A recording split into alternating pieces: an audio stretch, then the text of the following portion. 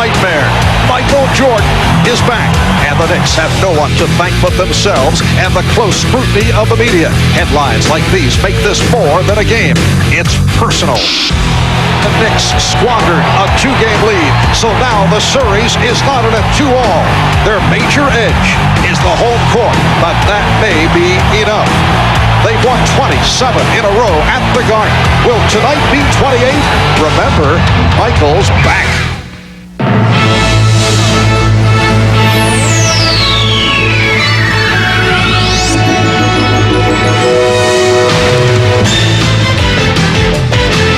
This is the NBA on NBC. The 1993 NBA Playoffs. Tonight, Game 5 of the Eastern Conference Finals between the Chicago Bulls and the New York Knicks. Yes, the Knicks and the Bulls are the headline attraction on Broadway. Better than 19,000 turning out another capacity crowd at Madison Square Garden for Game 5 of the Eastern Conference Final between the New York Knicks and the two-time defending NBA champion Chicago Bulls. We welcome you to the NBA on NBC on prime time. Hi, everybody. Marv Albert, along with the czar of the telestrator, Mike Fratello. And Michael Jordan certainly had himself a prime time performance in Game 4 on Monday afternoon in Chicago. He turned it from the 3 for 18 in game number 3. Now, from the Knicks point of view, Mike, what does Pat Riley do tonight to defend against Michael Jordan? Mark, 54 points is amazing, but how he got the 54 points may be even more amazing. A look at his shot chart to show the breakdown of where Michael Jordan took his attempts from. 9 shots came from beyond the three-point line, 10 what I would call long-range jumpers, only 3 attempts inside the lane area, and yet he was 18 for 30 from the floor. It gave New York problems in deciding to play him straight up or double-team him because he never even put the ball down on the floor most times. He just went up over the top and knocked out jump shots. Tonight what you'll see is the basic New York defense. Extend them, play him straight up, try to challenge every shot, and if he puts it on the floor, then selectively go and double team him. Now, Patrick Ewing was outstanding in games 1 and 2 here in New York. The numbers were decent for the games in Chicago in games 3 and 4, but he was not a factor. What have the Bulls done to quiet Ewing? One word sums it up: frustration. Because Chicago has extended its defense, it's taken time off the 24-second clock, and as New York has tried to get into its half-court offense, it's taken so long to get Ewing the basketball, he becomes frustrated at times. Many times, in fact, stepping out away from the basket, turning himself into a face-up jump shooter. As far as the Chicago staff is concerned, this is great. No offensive rebounds for Ewing, no personal fouls, and they're big people, and I guess we need to give Bill Cartwright a little credit for doing a pretty good job. And as you may be able to tell, this crowd is ready for tonight's action. As always, a star-studded crowd at Madison Square Garden. It is the toughest ticket in town. Back with the starting lineups in a moment.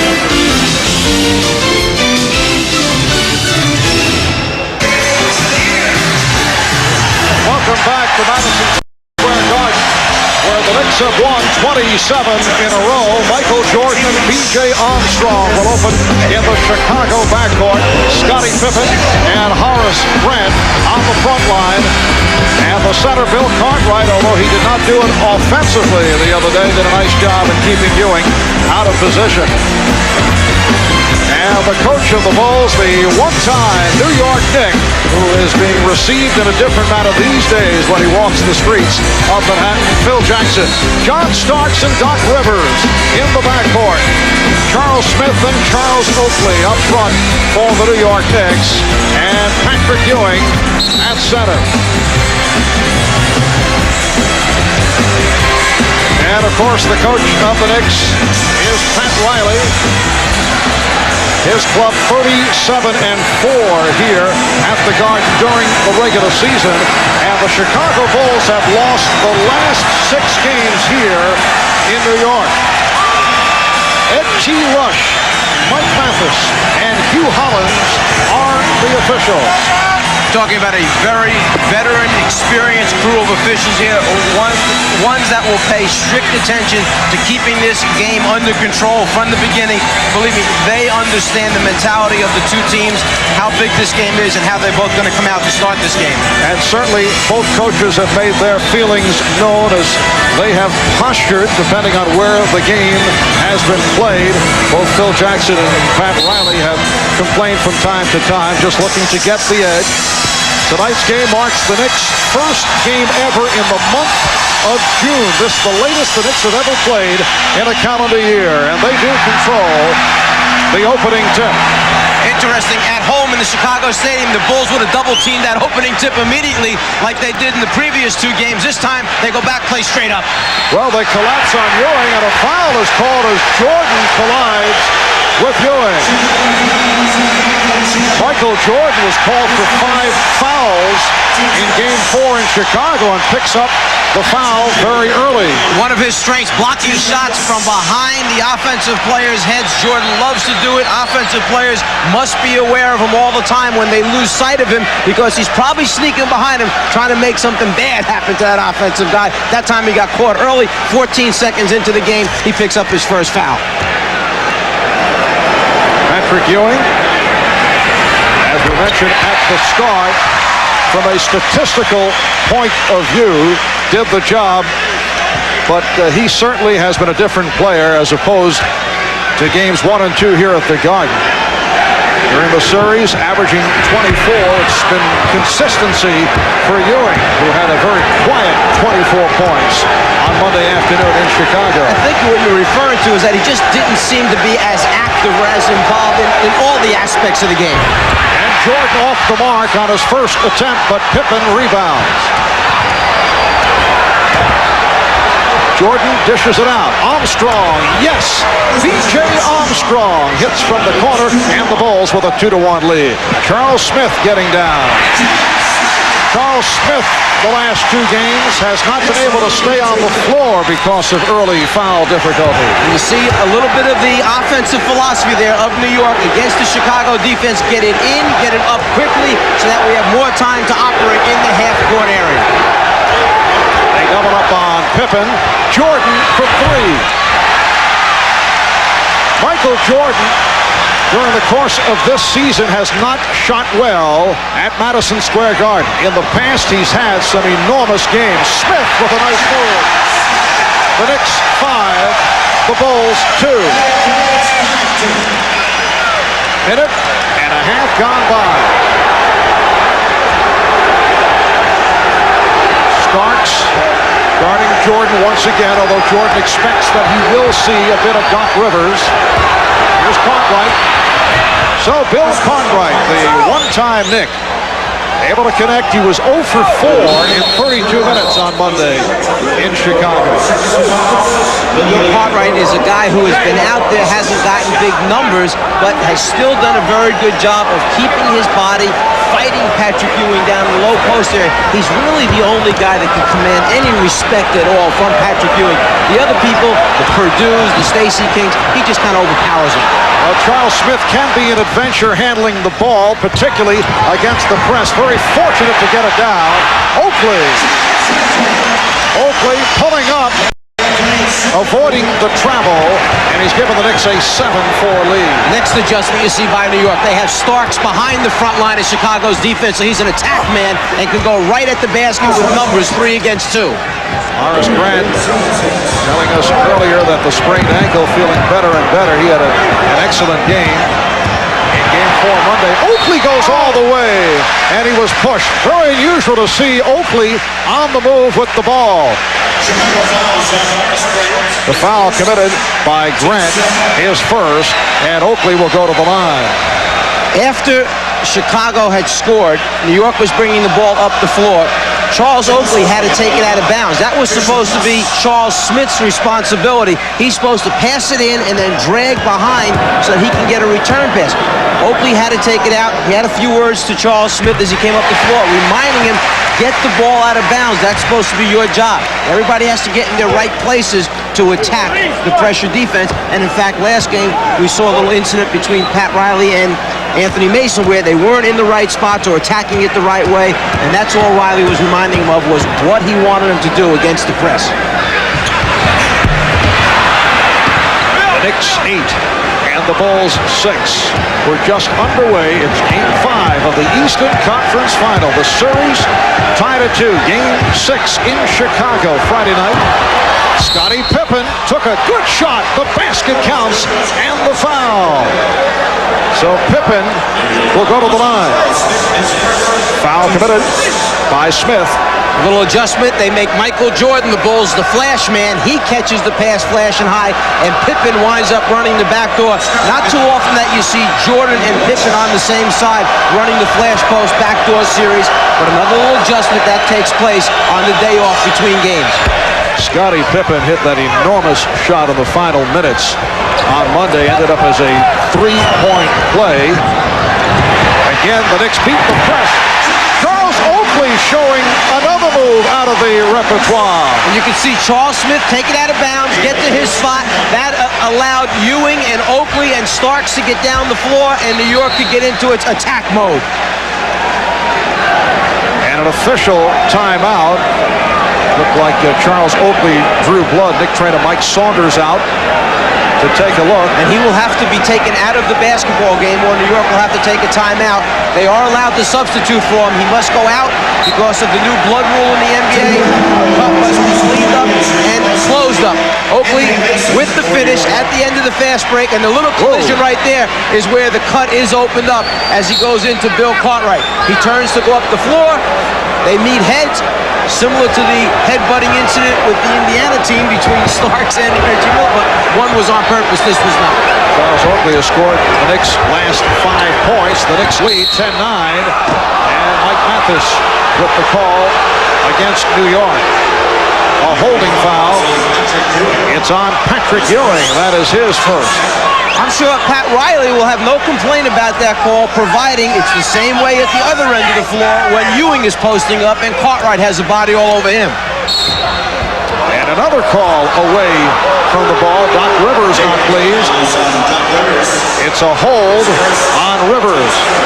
That is his first, and the Knicks have picked up team foul number 4.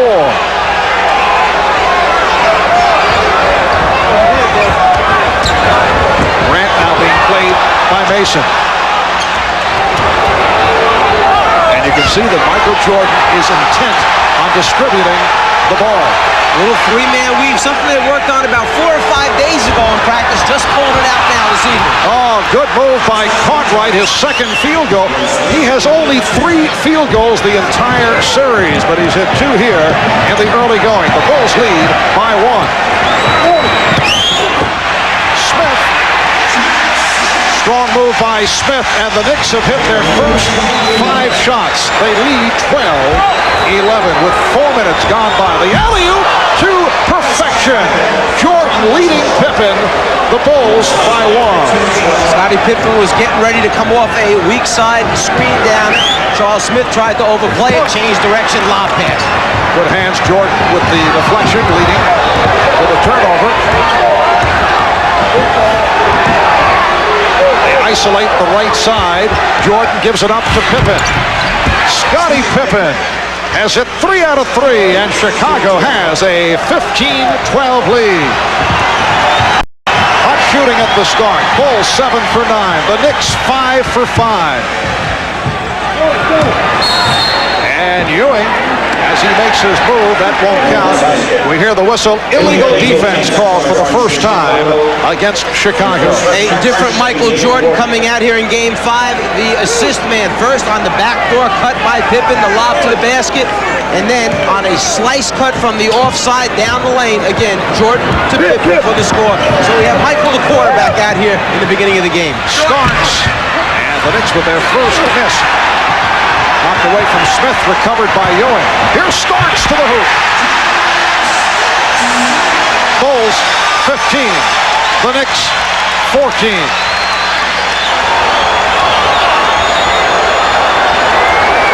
Rivers batted it away. Starks off the steal. 2-on-1. Starks whips by Jordan. The Knicks lead by 1.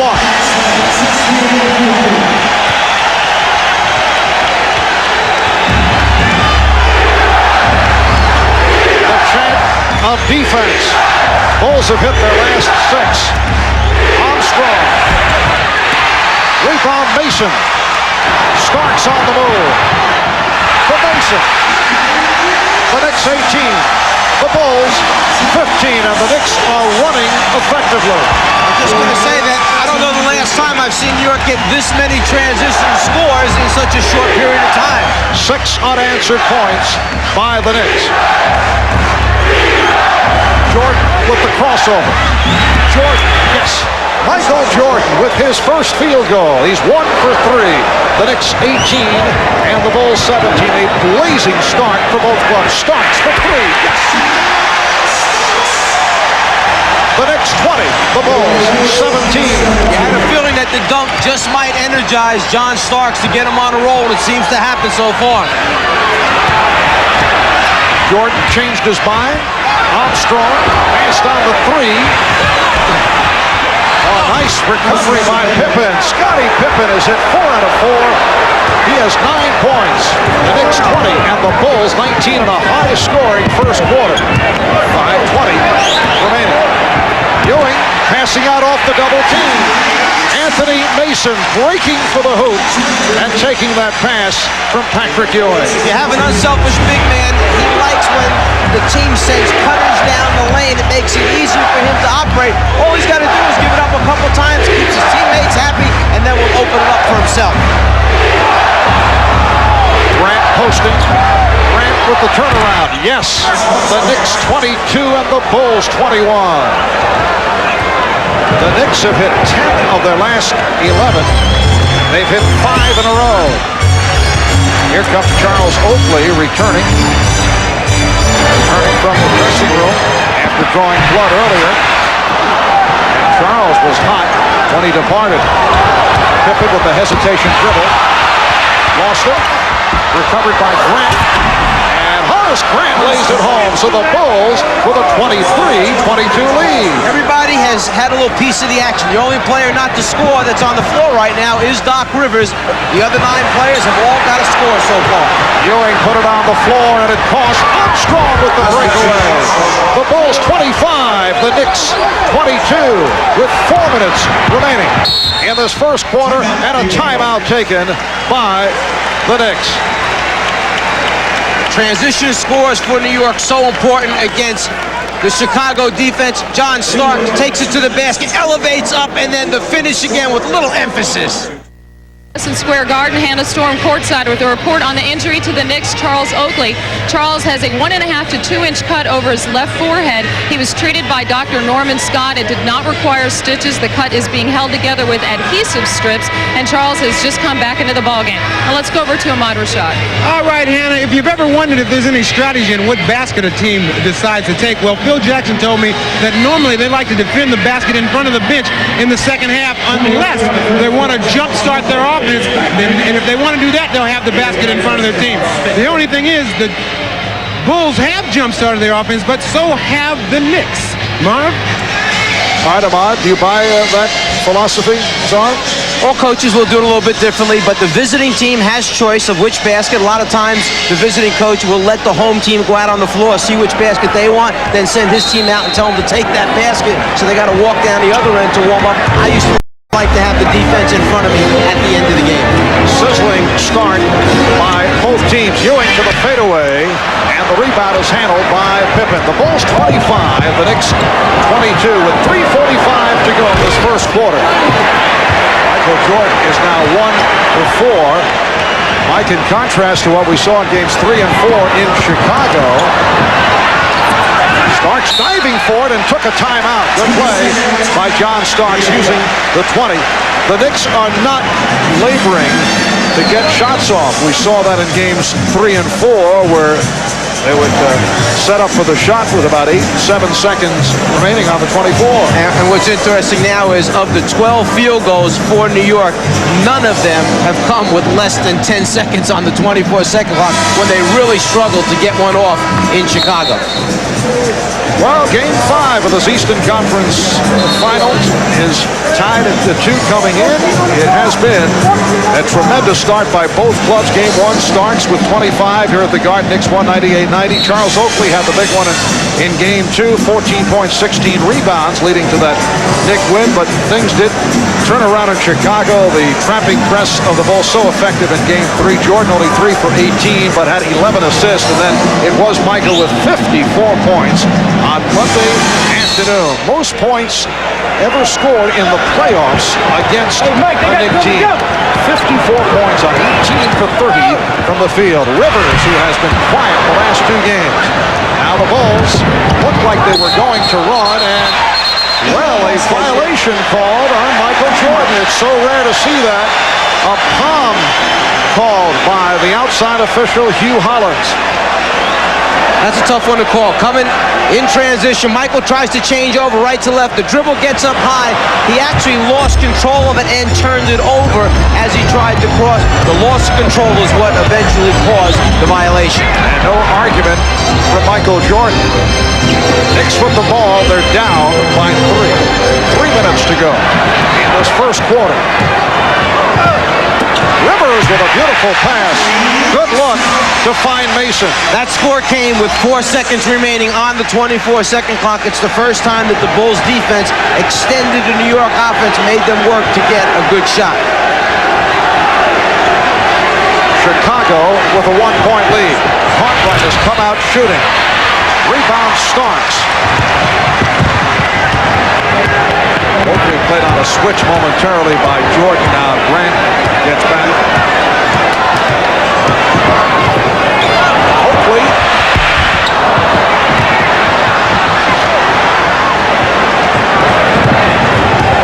Pippen picked up on a switch by Starks.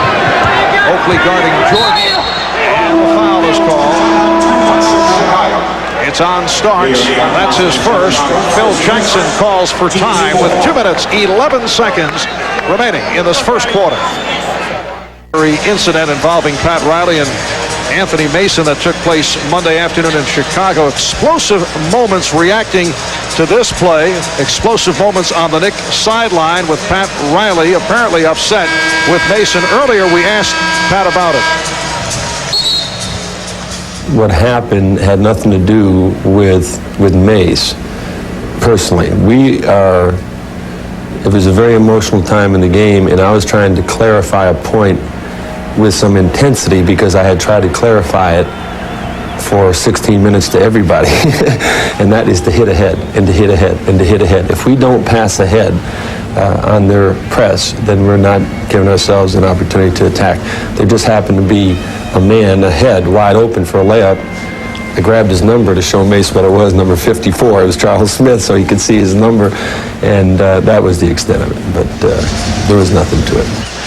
And we've seen what Pat Riley's talking about, hit ahead in the first quarter when New York pitched over the top of the Chicago press and Oakley wound up finishing off with a dunk. Rather than dribble it up, Riley wanted him to pass it ahead. They got the message, obviously, here in the first quarter. And it's been a strong start for Anthony Mason to just haul down that rebound. He's hit 3 out of 3 for 6 points. Oakley from Ewing. He blew the layup. Good dish off again by Ewing on the double team. Here's Pippen going all the way. And the Bulls lead 27-24. Well, Phil Jackson felt that Starks had stepped out. 1:35 remaining in this first quarter. The Knicks have missed 5 of the last 6 shots. They opened up hitting 10 of 11, and a foul is called. Ewing took the shot. Foul committed by Cartwright. It is a non-shooting foul. Mason will inbound. Emerson Starks at the guards. Oakley, Mason, Ewing up front. Here's Ewing. That's his first field goal. The Knicks trail 27-26. Patrick Ewing is doing a very good job of delivering a little subtle blow to Cartwright's body, get him off just as he receives the basketball. Michael Jordan with his second field goal. He's 2 out of 5 for 4. Bulls by 3 with just under 1 minute to go in this opening quarter. Good position by Oakley. Oakley able to retrieve it. for three. Way off. Handled by Oakley and again missed on a putback, and a foul is called. Charles digging hard, but he's missed several close-in opportunities. Horace Grant picked up his second. Let's go back to a moment ago when the Knicks concentrating on getting the ball down inside to their star, Patrick Ewing. He has to work hard to catch it on the block, but that time caught it in rhythm, was able to turn baseline. And when he gets that rhythm down and turns that way, he has a beautiful stroke and produces baskets most times. Rahj'iladelphia Blackman has just checked in. Oakley now 1 out of 3 from the line. Blackman played only a couple of minutes on Monday. And here comes Trent Tucker along with Scott Williams. B.J. Armstrong and Horace Grant will sit down. We've noticed that Charles Oakley has missed 2 layups inside already. You might be sitting there saying, how can you miss those layups that way? He's not a guy that elevates and gets high up off the ground. He doesn't necessarily play above the rim. He plays with a strong body, keeps people off the glass by boxing them out. And many times, because he doesn't jump as well, he's concerned about shots getting blocked or distorted by bigger people that get up higher. Michael Jordan not able to hit. John Starks with the rebound. And Pat Riley wants to use the clock. There is a 4-second differential between the game clock and the 24. The Knicks have missed 8 of the last 10 shots following the good start. Well, Starks saw the opening. He is fouled. Scott Williams, who just came on, committed the personal. The idea behind the New York defense, play him straight up unless he gets to an area of the floor where you feel you're threatened. That time, in the middle of the floor, Blackman didn't feel threatened, so everybody stayed at home. Jordan winds up missing. To try and wind down at the end of the quarter, Starks came off a high pick and roll, got in the lane. No easy scores in playoff basketball. So when you go up to the rim, big men usually try and send either you or the ball back down. Phil Jackson in the offensive-defensive shuffle. Pulling out Cartwright Williams. John Paxson comes on for the first time. B.J. Armstrong returns. Greg Anthony checks in for the Knicks, along with Charles Smith. 10 seconds remaining in the quarter. The Bulls have a 1-point lead. Starks gets set to shoot a second free throw. Just under 80% from the line for the season. John Starks off to the good start. He's hit 3 out of 5, 7 points in all. 5 3-point shooters on the floor now for Chicago. So if somebody penetrates and kicks out, you got people with range on the floor. Final seconds of the quarter. Jordan putting the move on Anthony, and he was fouled. With 3 3/10 seconds to go. Fouled by his good friend Greg Anthony. Michael has vowed to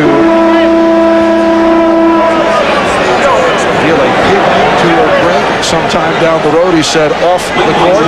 Did not appreciate a couple of incidents. One last year, one during this series. He didn't really mean it. He just doesn't want Greg to sleep well at night. He wants him thinking about it. Maybe keeping one eye open at night.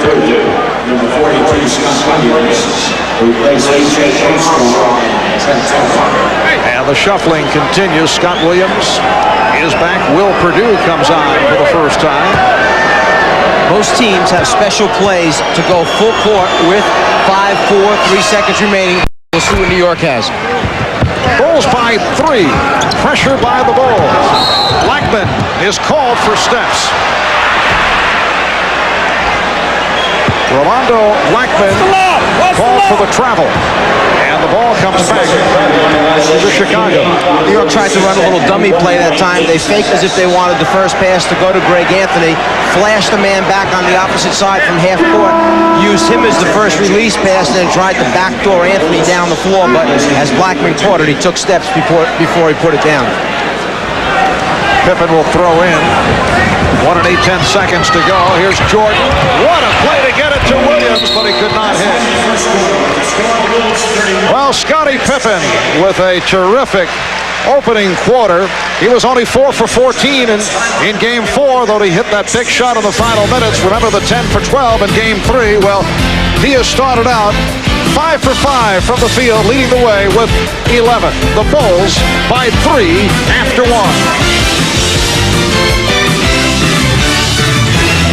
couple of years as a member of the New York Knicks, Phil Jackson was a very popular player here in New York. In fact, he was a member of the 73 Knicks championship squad, but recent years as coach of the Bulls, he has been treated differently. And I talked about that with Phil earlier, and I asked, what's the worst that you have been called here at Madison Square Garden? I guess the whiner, don't be a crybaby, quit complaining to the referees, sit down, shut up, those kind of things, comments when you get up and, get supportive of the team or come to the team's defense. Those are the things that, and the derogative things that can follow behind that. And I was at home with your wife. I mean, here, I think. Thank you. Little attempt at mirth, Czar. Very nice of Phil to clean it up for us as to what the worst things were that he heard. No, there are a few more things that he's heard. He just didn't use them. Yes, he has been the subject of the back page of several New York tabloids the last week or so. Here's Paxson opening up the second quarter. Mason on the rebound. The Bulls 31, the Knicks 28. Knicks cooling off after the fast start. They open up 10 of 11 from the field, finished at 2 of 10. Patrick Ewing with his second bucket. He has 5, and the Bulls now lead by 1. Michael Jordan with 5 assists. Look out as he is fouled. 5 assists in the first quarter, but only 2 field goals. 2 out of 6 from the field. It was the question coming in. Would it be Michael the shooter or Michael the playmaker coming into tonight? Looks like he is looking to dish it off, at least at the start. You got to have a very strong will and a very big heart when you go down the lane against the New York Knicks, because between Mason and Smith and Ewing that are out there, once you get close to that colored area, the blue area, the painted area on the floor, their instructions are close it down. You don't let anyone get to the front of the rim. So when you start down there, you got to have some toughness about you if you're going to try and finish against them. Well, the only member of the media to be on speaking terms with Michael Jordan the last few days, Ahmad Rashad, apparently had a quasi-chat earlier on the subject of would he be a playmaker or a scorer tonight. Ahmad, do you have some words for us? Yes, I do, Marv. He said that he hoped he didn't have to score 54 points. The only goal he had in mind was to try to get 10 assists. Marv? All right, well, he has 5 assists to this point. The Bulls, without including the Jordan stats, as Ewing is fouled, the basket counts. And Ewing will go to the line. The Bulls are 12 for 17 without Michael Jordan. I had mentioned earlier that Patrick Ewing has respect for only one guy, Bill Cartwright. Anybody else, he just basically knocks out of his way, throws Purdue down on the floor, steps on him once or twice, still goes up and gets a score. He knows that he can overpower all the backup people behind Bill Cartwright. So for Phil Jackson, Chicago, that's why it's so important to be able to have Cartwright out on the floor 30-plus minutes against the Knicks. Scott Williams picked up the foul, his second. The Knicks and the Bulls are tied at 33. Here's pressure from Smith on the ball as Tucker moves it across. Tucker, Paxson, and Jordan in a 3-guard setup along with Purdue and King. Blackman is guarding Jordan. Smith with the rebound. So Michael is 2 for 7. Gets inside. Will it count? Mike Mathis says no. The foul before the 3-second violation. So Chicago will get it back. Patrick Ewing had run out in transition, was way ahead of Will Purdue, so Stacey King wound up picking him up. They battled in the lane while Ewing tried to hold him on his back to get the pass. But as we mentioned earlier, if you don't get it to him at just the right time, then it becomes distorted. Knicks and Bulls tied at 33.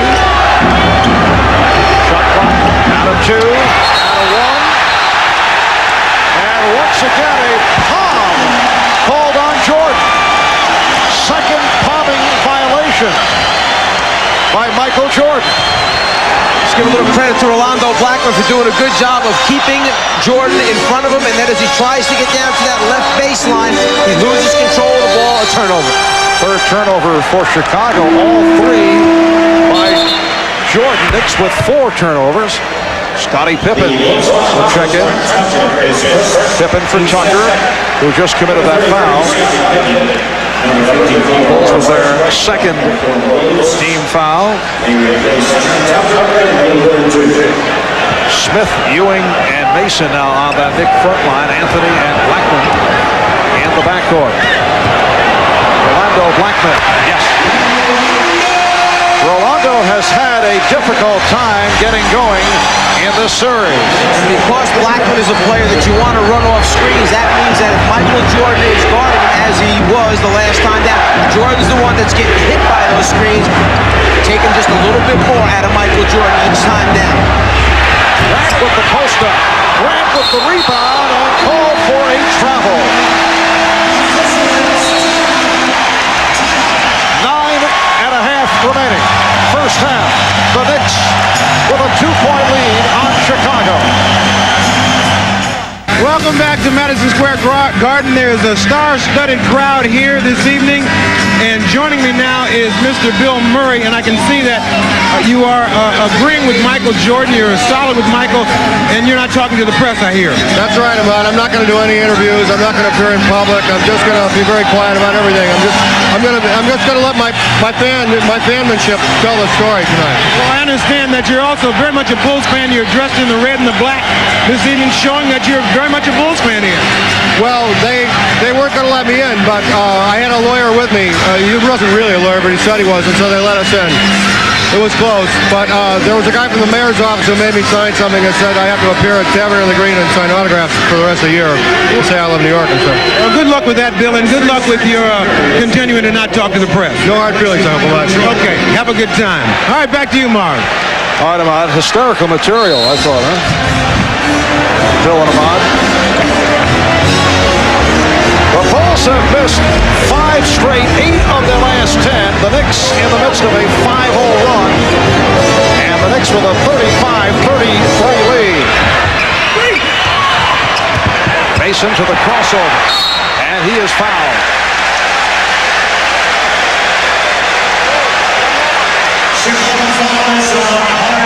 Mason having the ability with his size and strength to put the ball on the floor has been one of the keys for New York to, 1, beat the press by Chicago, 2, that once they get up into the half-court area and the first and second option are taken away, at least he can break your defense down by putting it on the floor.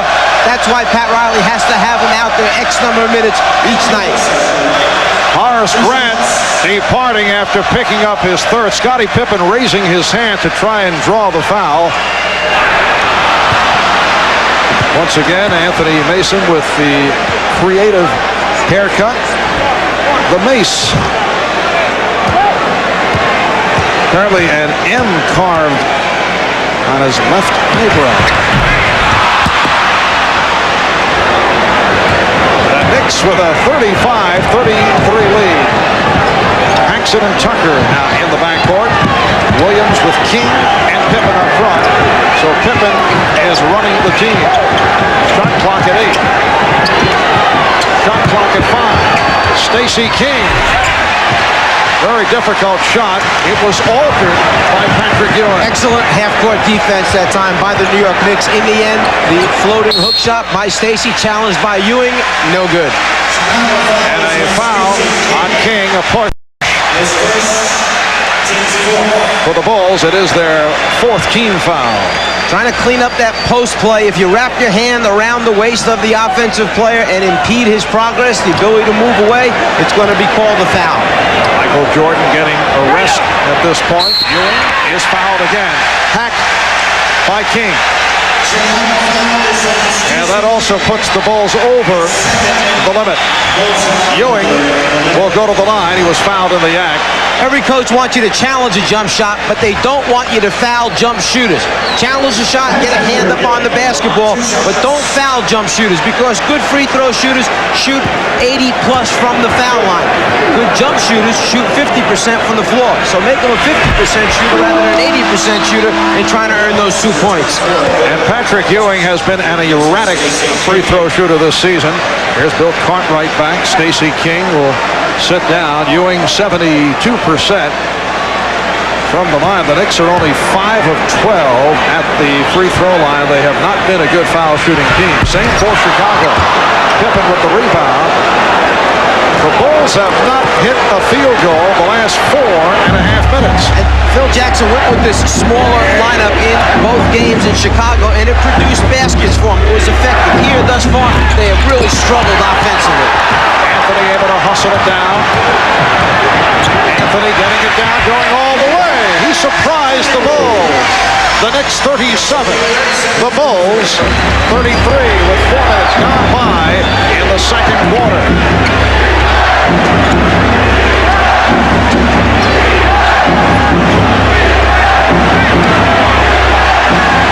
Good defense by Blackman. Pippen. Fouled by Smith. Bulls have missed their last 7 shots. 10 of their last 12. Smith committing his second. Pippen will go to the line. Scottie Pippen is at 5 out of 6. 11 points in all. Scottie bothered throughout the season by tendonitis in his right ankle. The same injury that plagued him against the Knicks in last year's playoffs. For the season, averaged 18.6. He's upped it here in the playoffs, shooting just under 51% and averaging just under 21 per game. Receiving the treatment from the crowd as he misses on both. Anthony pops it down. Smith was hanging, and he's fouled. Foul committed by Pippen.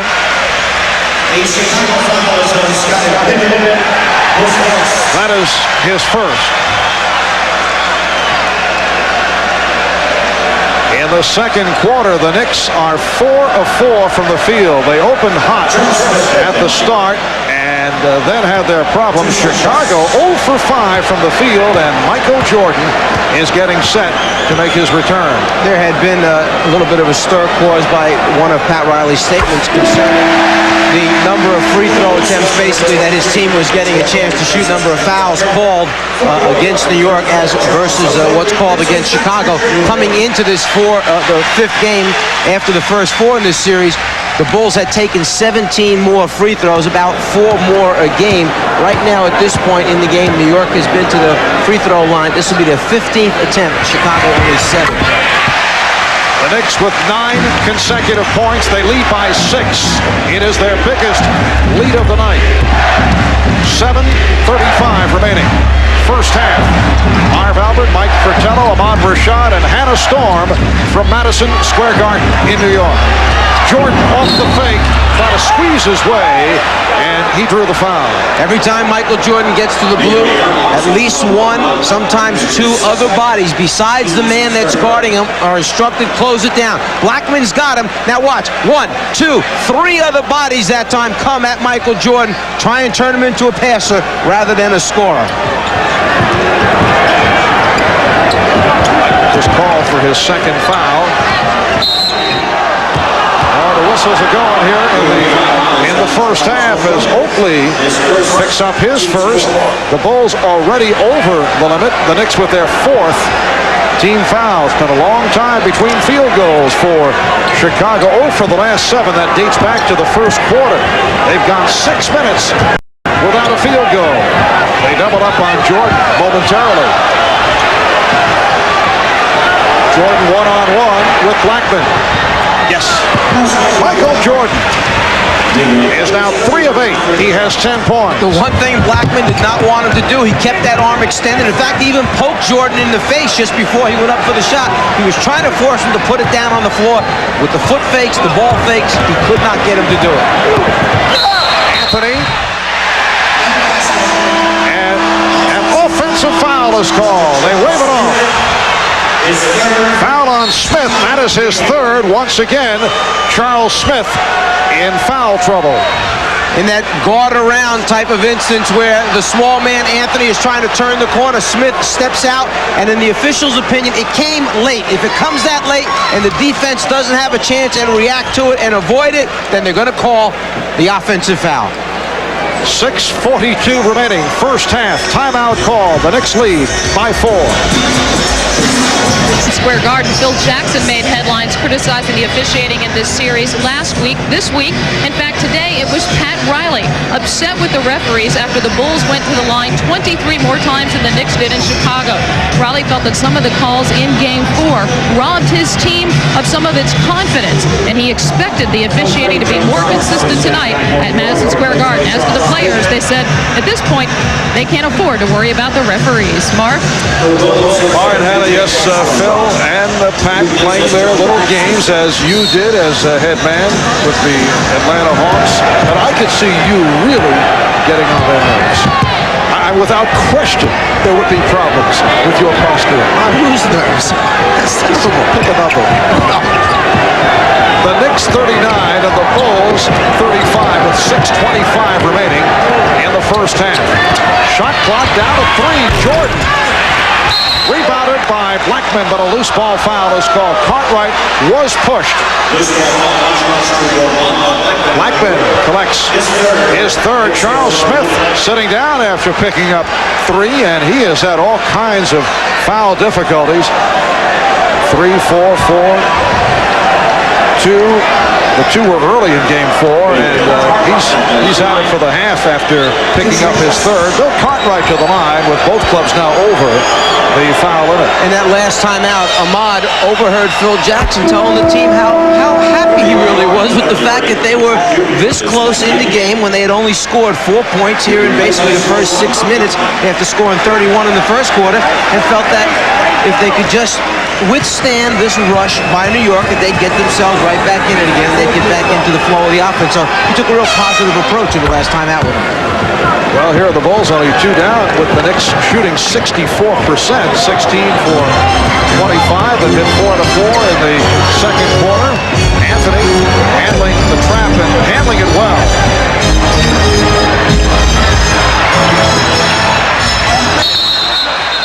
Deflected out, says Ed Rush by Chicago. So the Knicks with 10 on the 24.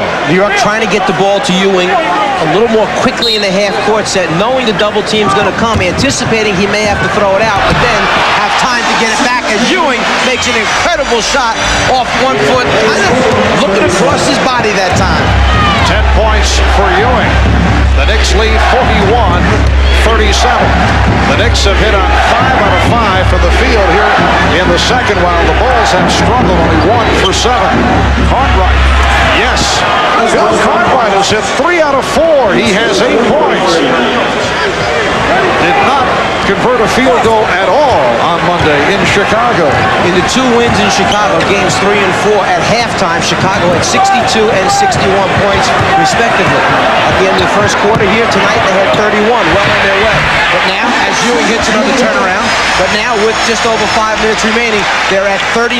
This is the Knicks tempo that they want, their style of play.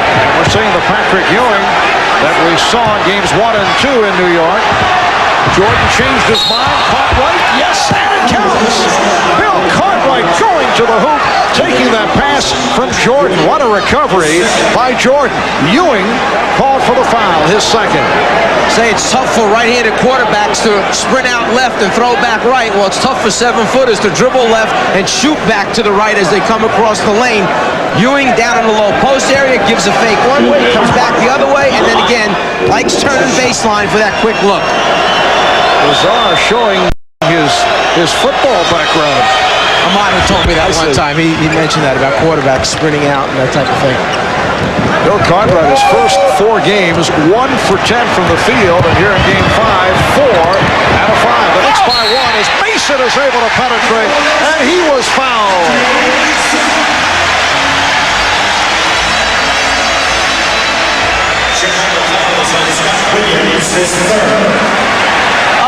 New York's 25 field goals that they had, only one came with under 5 seconds, only 2 under 10 seconds. They're in their attack mode. When you have players that can put it on the floor, break down a defense and penetrate, you're going to cause a lot of problems for the other team's defense, and that's what New York has done here in the first half.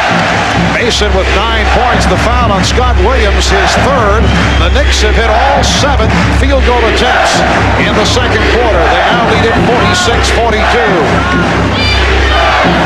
Jordan feeling around for Starks. Jordan. Well, he's off in this first half.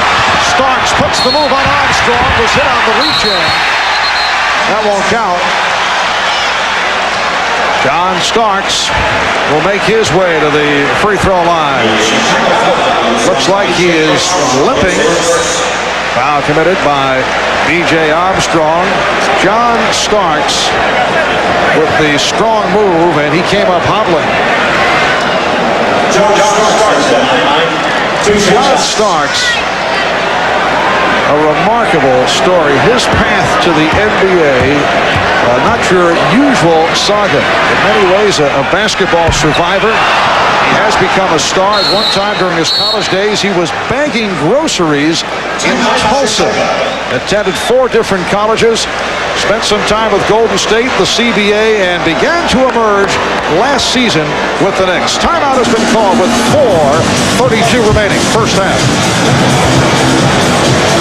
On the Prudential Halftime Report, we'll look ahead to Game 6 of the Western Conference Finals between Phoenix and Seattle. The Suns took Game 5 last night behind the record-setting performance of Dan Marley, who hit 8 3-pointers. We'll talk live with Marley. There he is standing by. And we'll also talk live with Sonics head coach George Karl. Plus, we'll update you on today's action at the French Open, where the men's #1 seed Pete Sampras lost in the quarterfinals. That's all coming up at halftime. Right now, let's head back downtown to the Garden and rejoin Marvin Mike. Marvelous. All right, Bob. What a show put on last night by the combination of Charles Barkley and Dan Marley. And that series continues here on NBC tomorrow night, 9 o'clock Eastern Time. John Starks getting set to shoot his second from the line. Look at that stat. The Knicks are shooting. That's an ugly statistic from the Knicks point of view. Knicks shooting better from the field than they are at the foul line, where they're 8 for 17 from the line. And as we've mentioned a couple times, both these teams not real good at the free throw line, finishing 21st and 22nd. New York just ahead of Chicago during the regular season in free throw percentage. Meanwhile, the Knicks have hit all 7 shots they've attempted here in the second quarter. Their last miss goes back to late in the first quarter with 42 seconds remaining. Knicks lead by 5 points. We come up on 4 minutes to go. First half. Here's Armstrong. Rebound Williams. Scott Williams with a nice move and then hooked it home to bring the Bulls within 3. Scott Williams with his first field goal. Anthony now handling against Armstrong. Anthony and Starks in the backcourt. Ewing, Mason, Oakley up front. Anthony picked up on a switch. Shoots over Cartwright. Greg Anthony, not the man the Knicks want to shoot from the outside, but he'll surprise you from time to time, and he went right at Bill Cartwright with the jump shot. And with Doc Rivers sitting, Anthony has done a very good job coming in, getting a couple easy scores for his team by pushing the basketball, and then getting a big jump shot and keeping pressure on the ball. Jordan played very well by Starks, and a pushing foul on Oakley. Oakley claims that he was held, but he shoved Williams.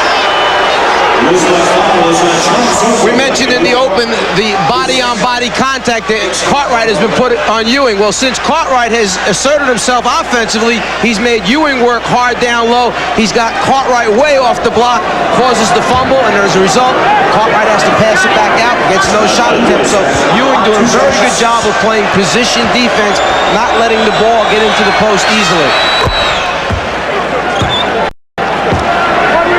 Scott Williams in his 3rd year out of North Carolina. He was asked about the Game 4 explosion by Michael Jordan. Well, he said North Carolina Tar Heels combined for 55 points in game number 4.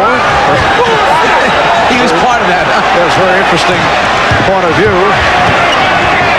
How about Hundley when playing with Elgin Baylor, when Baylor would have these astronomical scoring nights would use the same joke line. Here's Anthony. Well, Greg Anthony makes it 9 for 9 for the Knicks in the second quarter. They lead 51-45. Michael Jordan is only 3 for 11.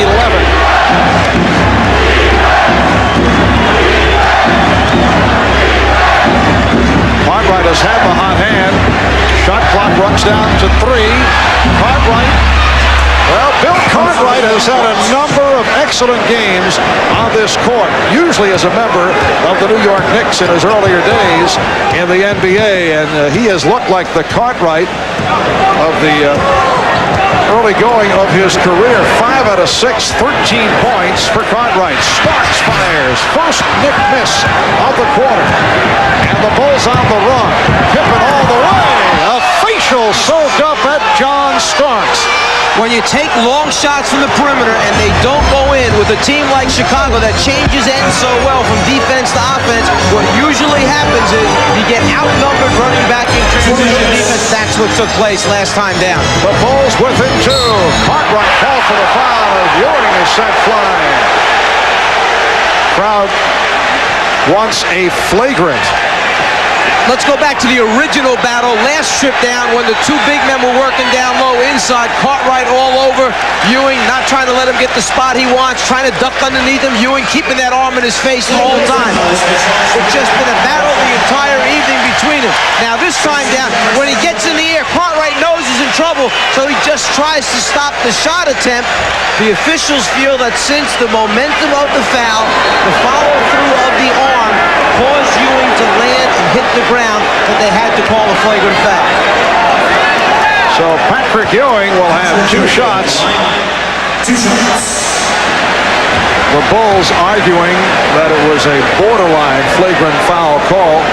And I would agree, it is a borderline, but when you place an official in the position of where he has to make a decision, then you got to live with it. Is this with intent to hurt Patrick Ewing? No, it's not.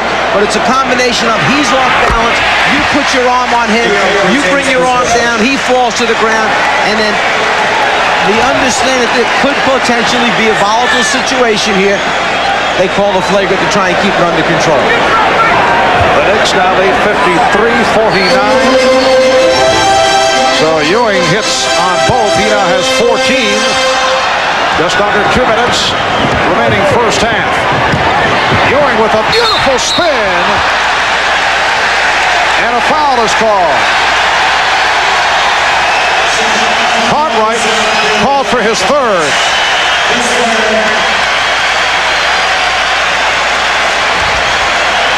Both the Knicks and the Bulls are over the limit.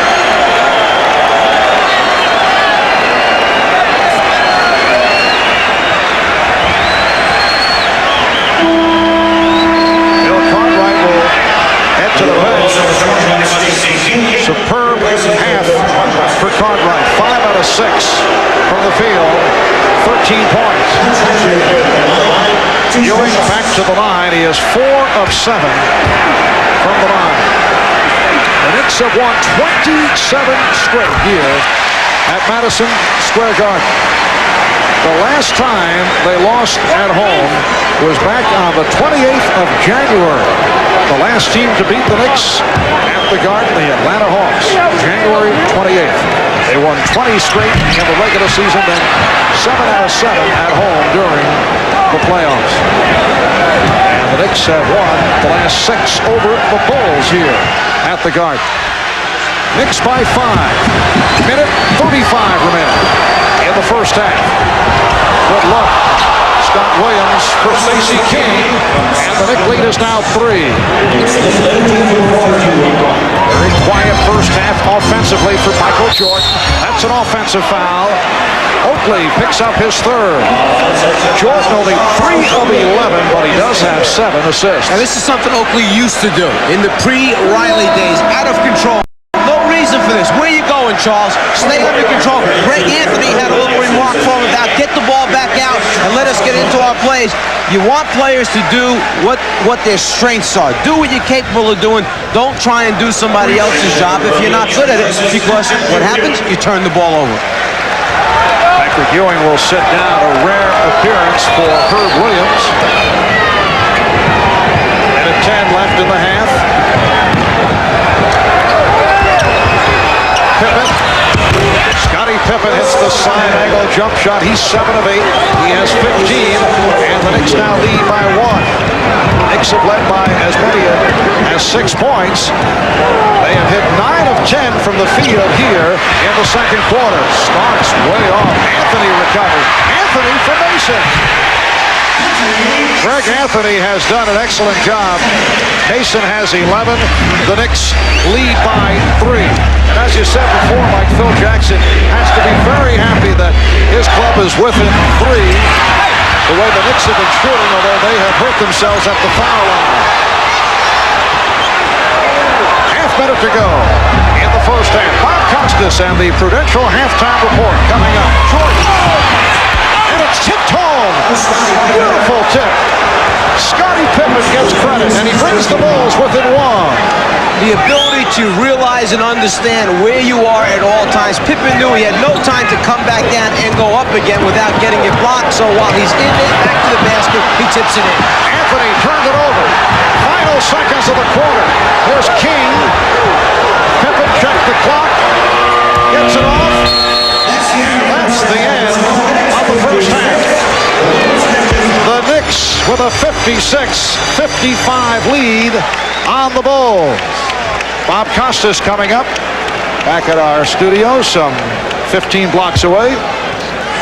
High point man of the game, Scottie Pippen, leading Chicago with 17. Patrick Ewing, high point man for the Knicks with 15. The Knicks 56, the Bulls 55. We'll be back in a moment. Halftime of Game 5 at Madison Square Garden. The Knicks leading the Bulls 56-55. The first 2 games of the series, both in New York, of course, both won by the Knicks, were each close like this one at the half. In fact, Chicago led by 4 at the half in Game 1, but they were outscored 28-21 in the third quarter. The second game was tied at the half, and the Knicks blew it open in the third quarter, outscoring the Bulls 28-14. So Chicago is heading for its danger zone, at least based on past experience, once they start the second half. We'll be talking live with George Karl and Dan Marley in just a few moments. But first, we want to update you on today's events at the French Open. The #1 seed in the men's draw, American Pete Sampras, was beaten by a clay court specialist. Here's a look. Knick fan John McEnroe gave up his seat at the Garden tonight to be at Roland Garros. Pete Sampras was seated #1 in Paris, but that's based on the computer rankings, not his abilities on clay. His opponent, Sergi Bruguera of Spain in the near court, is an accomplished player on clay. Here he passes Sampras, who looks somewhat bewildered. Now on to match points. Sampras in the near court. He had 60 unforced errors on the day. He'll hit wide, and Bruguera wins in 4 sets. Bruguera thus advances to the semis, where he'll play either Stefan Edberg or Andre Medvedev. Meanwhile, in the women's draw, the semifinals will be played tomorrow. Mary Jo Fernandez against Arantxa Sanchez Vicario and top-seeded Steffi Graf versus Anke Huber. Our coverage picks up again on Friday morning at 10 a.m. The men's semifinal between 2-time defending champ Jim Courier and Dutchman Richard Krajicek. All right, back now to the conference finals. Game 6 in the West is tomorrow night in Seattle between the Sonics and the Suns. Phoenix leads 3-2. Joining us live now from Seattle is Sonics head coach George Karl. You knew you had to win one in Phoenix, which has not happened or could have happened last night. Is this the game that slipped away, possibly? Well, I think we just got to forget about last night, because I thought we played a very good basketball game, but we got beat by a team playing unbelievably well, and Barkley and Marley carried them. And our backs are against the wall, and we're on our deathbed again. We've been there 3 or 4 times this season, and we've responded very well. And I feel like if we played like we played last night, if we play that well, we will go back to Phoenix. Afterward, you said something to the effect of, look, if Marley's going to make 30-footers, if we play this well and Marley's just going to make 30-footers, we can live with that. Well, Marley was in his zone. He was in a situation where I don't know if even if we would have defended him, if the ball wouldn't have gone in. He made one from about 6-7 feet behind the three-point line, and I thought he was goofing on us. I thought he was actually just saying, watch this. And Barkley was giving us trouble, so we had to give him some double teams and some team concepts. And our rotations were a little bit slow and maybe behind trying to find Marley. Hey, George, your team is, it's already been set out in Seattle that you don't feel you're getting the kind of national coverage that you guys think you deserve. Do you think you can use this as a possible ploy, not a ploy, but to help your players get better prepared for the game? Well, we just think we've had a hell of a year out here, and everybody's kind of focused, even in Seattle, on a lot of the negatives, and we've put the pieces together. We've held together when a lot of people thought we'd fall apart. And now, when we're in the Final Four, it seems like everybody's talking about the Knicks and the Bulls and the Suns, and the Sonics is kind of a noun just used as paraphrasing something to announce the time of the day. Hey, George, I know you're concentrating on Game 6. That's your #1 priority. But you told me that you feel that if you get by Game 6, you feel you're in good position to win Game 7. Explain that. Well, I just think this team is, we just got to worry about Game 6. In Game 7, I think the pressure goes on Phoenix's team, and they'll have the home court, but it's a court that we enjoy playing on. It's kind of unique. We won Game 2 there. We won the last game that we played in the regular season there, and we played 2 close games during the regular season. So it's one of those comfort zones that we play well down in Phoenix. But we can't even think about that right now. We got to worry about it tomorrow night. Quick thought here, George. All these series have subplots and people complain. Kevin Johnson thinks he's being roughed up. You came back at him. What are your thoughts on his complaints about your guys knocking him down and trying to take him out of the series? Well, I think he gives us the opportunity to knock him down. He comes at us like a bowling ball, and what does he expect us to do? Get out of his way? I think the game has gotten to the point where it's going to get more physical every game, and that's the way it should be. George, thanks a lot. We'll check the game tomorrow night from Seattle, Game 6, and then when we come back here, we'll be joined live by the Suns' Dan Marley. That's after a message from Prudential and the word from the NBA.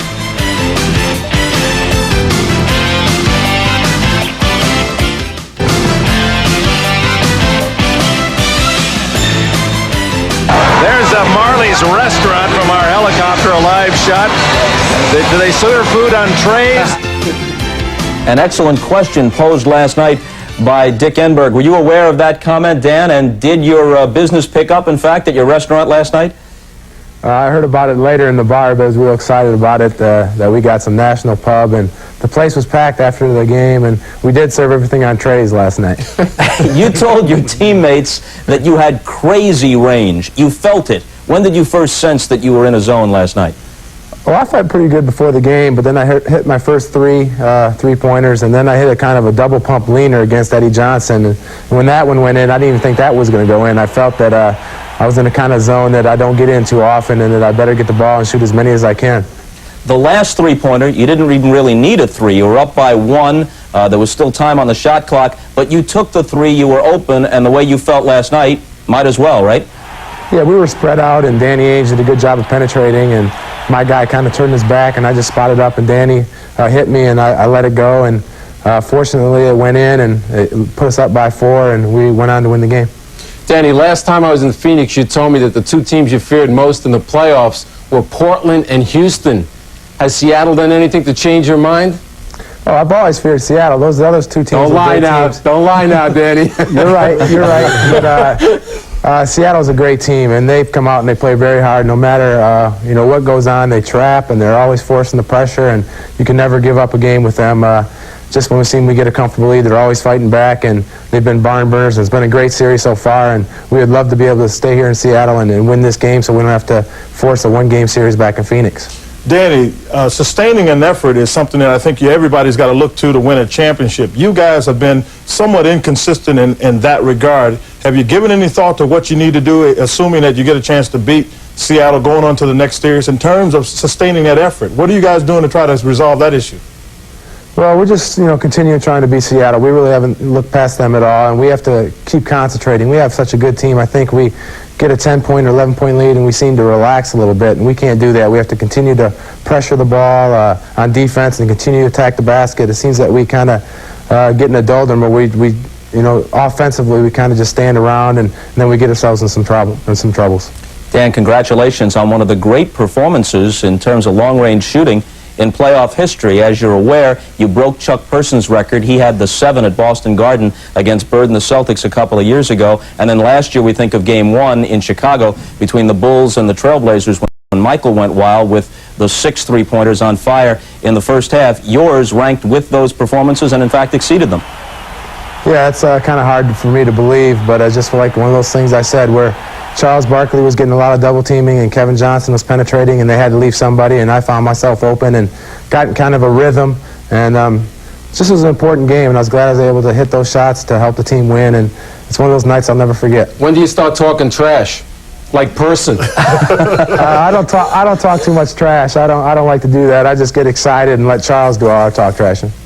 All right, Dan, thanks a lot. Game 6 in that series is tomorrow night. One quick thought here on the Knicks and Bulls. Pat Riley complained about the Bulls getting more free throws in the first half. The Knicks shot 22 free throws to 12 for Chicago, but Chicago made 9 of 12. The Knicks made only 12 of 22 in a one-point game. That inaccuracy from the free throw line could come back to haunt the Knicks. We'll send things back to the Garden for second half action.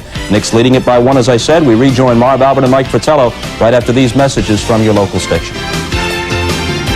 This has been the Prudential Halftime Report, brought to you by the Prudential. Peace of mind. It comes with every piece of the rock.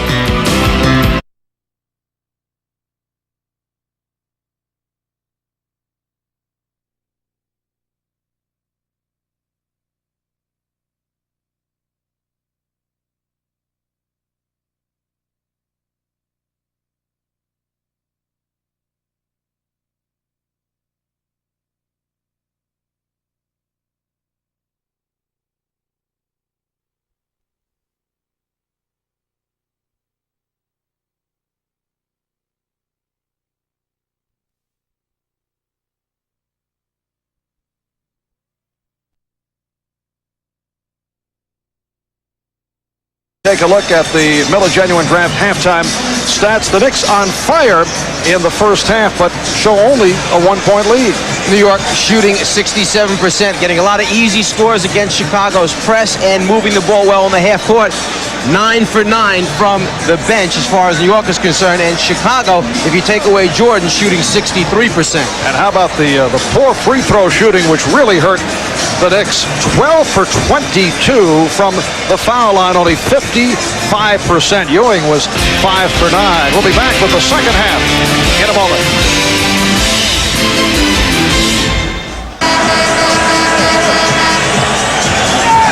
Welcome back to Madison Square Garden. It is on to the third quarter. The Knicks with a 1-point lead. Michael Jordan shooting only 3 of 12, 10 points in the first half. Again, we see that Jordan not getting to the front of the rim. It's basically a perimeter game from him, and even though he shot poorly in Game 3, he still was 16 for 17 from the foul line. Here, thus far, only 4 free throw attempts from Michael Jordan, so you'd have to say that the Knicks paid very special attention to the 54 points he got in game number 4.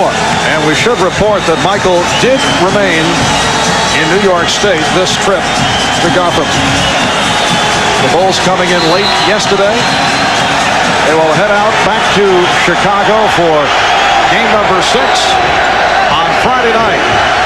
This is game 5. The series tied at 2. Pippen tried to change direction. And the Bulls fortunate to keep the ball. Here's Jordan. Very tough off-balance shot. And it's tipped home. Good position by Horace Grant. So the Bulls now lead 57-56. Doc Rivers opens in the backcourt along with John Starks, Charles Oakley, Charles Smith, and Patrick Ewing up front. And because Chicago didn't really get into its full court pressure a whole lot in the first half, they start out immediately after that score with some pressure. For Doc Rivers, who has been silent the last couple of games, his first field goal tonight. And the Knicks lead by 1. Opening minute, third quarter. Jordan played straight up by Starks. Pippen guarded by Smith, who has 3 fouls. Pippen to the fadeaway. Rebound tipped by Jordan. So Michael Jordan goes inside to come up with his 4th field goal. Scorers always find a way to get their points, whether it's in transition, whether it's a night when their shot is going down, getting to the free throw line, or in that case, getting to the offensive glass. Here comes Pippen. Armstrong on the wing. 3 Knicks back. Pippen with the extension to beat the Knicks down. And the Bulls lead 61-58. I think you can appreciate Scottie Pippen's ability to handle, put it on the floor, his speed and quickness. That time he showed you some strength. On the move, full speed with Smith running alongside. He held him off with that left arm to gain the advantage and keep the alleyway open to the rim. Patrick Ewing way out. That is not what Pat Riley wants to see from Ewing on a consistent basis. Here is Armstrong, and the Bulls on a run. Now leading 63-58, and the Knicks take a 20-second timeout. Michael Jordan realizes that he's struggling, that Scottie Pippen's got it going this particular night, so he slips after screening and just follows up, little tip in, perhaps something just to get himself going. Hold off Smith with the left arm, keep that path open to the basket, and then the finish with the extension by Scottie Pippen. Well, you get the idea that Michael Jordan has reinvented himself with each game, depending on the situation, depending on how he has been shooting, which was not very good through games 1, 2, or 3. 3 for 18 in game 3, and then in game 4, the 18 for 30 for 60%. But in game 3, although he shot 3 of 18 for 17%, he did pick up 11 assists. He has begun tonight looking to distribute the ball, but that could change depending on the game situation. Jordan now with 12 points and 8 assists, and the Bulls lead by 5. It's their biggest lead of the night. Ewing, rebounded by Grant. But the Bulls turn it over. Let's go to Ahmad. Marv, I was talking to Michael Jordan. He was telling me the other day that this team started to smell blood. They felt like New York were starting to crack under the pressure, and they felt like it was a time for them to really put the hammer down. It was right now. All right, Ahmad, yes, the Bulls with that 5-point lead. Ewing 0 for 3 from the field in this third quarter. The officials confer on that call. It is against Chicago. A pushing foul, says Hugh Hollins, against Phil Cartwright, so that is number 4 on Cartwright. Chicago likes to come along the baseline with that trap rather than from the passer or from the top. Grant gets there in good position. The officials felt that the hands of Cartwright on the back waist are what forced Ewing to stumble, lose his balance, foul is called. Stacey King replacing Bill Cartwright. Rivers trying to do it off the dribble, stripped by Armstrong. Rivers off the recovery. You can see the determination in Doc Rivers' face. He played only 11 minutes in the first half. Greg Anthony got 12 minutes. He did a very nice job filling in for him. But Rivers has come out here understanding he's got to step up and play big for New York to win. Pippen from deep. Yes. Scottie Pippen has had a terrific series. 21 points for Pippen. And the Bulls lead 65-60. 3 minutes gone by in the third quarter. Knicks having difficulty now finding shots. Here's Smith getting inside. Rebound Ewing. With Cartwright on the bench, it becomes easier for Ewing. Bill Cartwright, along with his offense, he's been hitting his shot tonight, does the job in keeping Ewing off the boards. Grant lost it off his foot. It will be Nick Ball. Horace Grant upset with himself.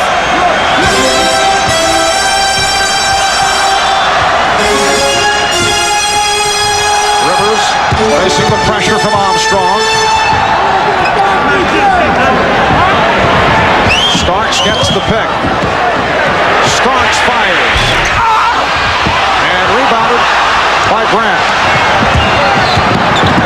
Jordan for Grant. Oh, what a beautiful play. Horace Grant reading Michael Jordan going to the hoop. What happened was Pippen didn't realize Grant was running behind him, but Michael did. Pippen had his hands out like, give me the ball, I'm there. But there was a defensive player close enough to let Michael say, you keep running, clear it out, because I know there's somebody coming right behind you. Ewing pushed. So the foul is called. The hold on King. Jordan can see that the first play of Pippen's not open, but there's the second trailer. Grant down the lane. Michael seeing the whole floor, distributing the basketball, running the show. The quarterback out here for Chicago. Anthony Mason is back. Charles Oakley sitting down. 6 points, only 4 rebounds for Oakley. They have played evenly off the boards. Smith for Mason. Mason lost it. Jordan knocked it away, and it's last touched by Mason. So the Bulls will get it back.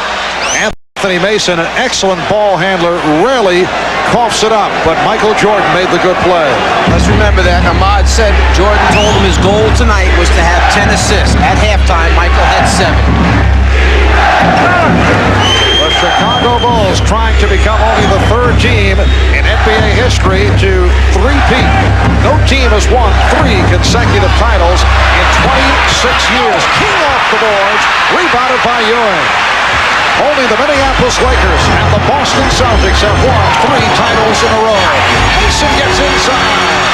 Mason with the tip. And the Bulls now lead 67-64. 5 minutes in, third quarter. Jordan called for another palm. That is extraordinary. Third time that Michael Jordan has been called for a palming violation. Now, you rarely see that during the regular season. Not to say that Jordan has not been palming, but I get the idea he often gets away with that move. Let's check the record book for 3 palming calls carrying the ball in a game by Michael Jordan. So a timeout taken with 6:47 remaining, third quarter. Hannah Storm back in the bowels of Madison Square Garden in the Knicks tape room, along with assistant coach Bob Salmi. The Knicks, like many teams, use the coaching tactic of showing tapes at halftime. Bob, what did you guys look at? Well, basically, we looked at what both teams shot in the first quarter, and both teams shot at unbelievable percentage in the first quarter. And you'd like to credit that to the offense, but you've got to look at how many shots were contested. Both teams contested under 32% of the shots in the first quarter, and as a result, both teams shot a great percentage. We looked at this tape at halftime, and we saw the difference. The Bulls come out and go on an 0-for-7 stretch where we're up into people, and the shot goes up, and Patrick Ewing contests the shot. The result of the contested shots results in a miss. At this point, with the way the Bulls are shooting, Marv, perhaps the Knicks could use to apply some of those lessons they learned at the half.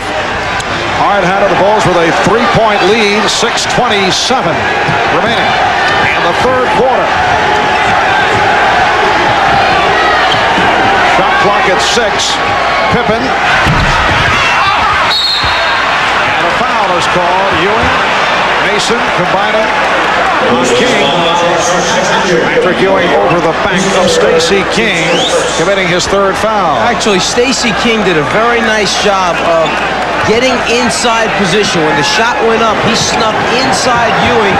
As Ewing turned to go for the rebound, he wound up on the inside, Ewing over the top. Armstrong lost his balance, so the Knicks will get it back. We come up on 6 minutes to go in the third quarter. Marv Albert, Mike Fratello, Bob Rashad, Hannah Storm from Madison Square Garden. Usual sellout crowd on hand, and they react to Patrick Ewing bringing the Knicks within 1. John Paxson is getting set to check back in. Jordan with the pull-up, stopped by Starks. Jordan had to give it off, and Pippen finishes it off.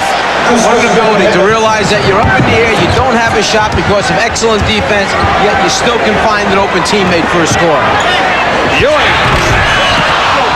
Michael Jordan now has 11 assists. Here's Pippen. Assist number 12 for Jordan, along with 12 points. So Michael not shooting well at 4 of 14. His stat line now resembling game number 3 in Chicago on Saturday. And the Bulls lead by 5. Good look from Starks, and Mason not able to complete it. Anthony Mason blowing the layup. Here comes Pippen. Now Jordan. Starks continues to do a good job on Jordan. Pippen. Rebounded by Starks. Starks trying to accelerate, but Pippen stopped the ball. Smith has the open shot. The Bulls 71. The Knicks 68 with 4:35 left in the third.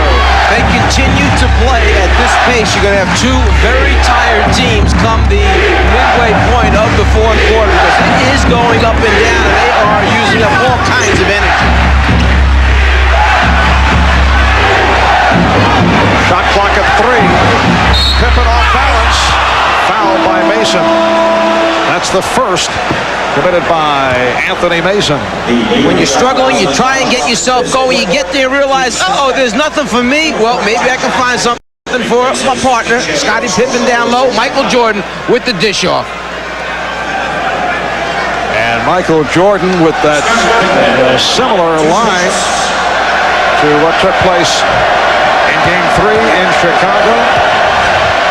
I don't think Phil Jackson would mind because Game 3 was won by the Chicago Bulls. Here's Charles Oakley back. And Charles Smith will sit down, leads with 10 points. You go back over the last 10 years, 25 of the 27 teams who won Game 5 went on to win the series. And the Bulls would prefer not coming back to New York for a Game 7, which would be played on Sunday here at the Garden. You mentioned how similar the lines were between Jordan's Game 3 and what he's doing here this evening. In Game 3, he also wound up with 8 rebounds, almost a triple-double. After shooting 3 for 18, here he has 5 rebounds already this evening with 4 minutes remaining in the third quarter. Chicago 73, New York 68. Offensive foul. And Jordan is hurt. Doc Rivers, Michael Jordan in the collision. The foul called on Rivers. The Bulls trainer, Chip Schaefer, checking out Michael Jordan. A timeout has been taken. Jordan's man had cleared away from under the basket. Michael started to go across the lane, turned, saw the ball coming at the basket, came back on a rotation. Here he absorbs the blow, and it's the right knee of Rivers that hits Jordan in the midsection. Probably knocked the wind out of him. The rotation, the leg up, there he absorbs it. Many times you'll see players put their forearms in front of their waist area to try and absorb that blow. Michael had his hands straight up in the air, full contact from knee into the waist area. Come back on the rotation, pick up the offensive foul. Michael Jordan, as we have seen time and time again, though, is so tough. He has come back from a number of injuries, and apparently he is all right. Came back from the ankle problem against Atlanta in the first round, and he will come back here. At Madison Square Garden, you just saw Michael Jordan go down after taking that charge.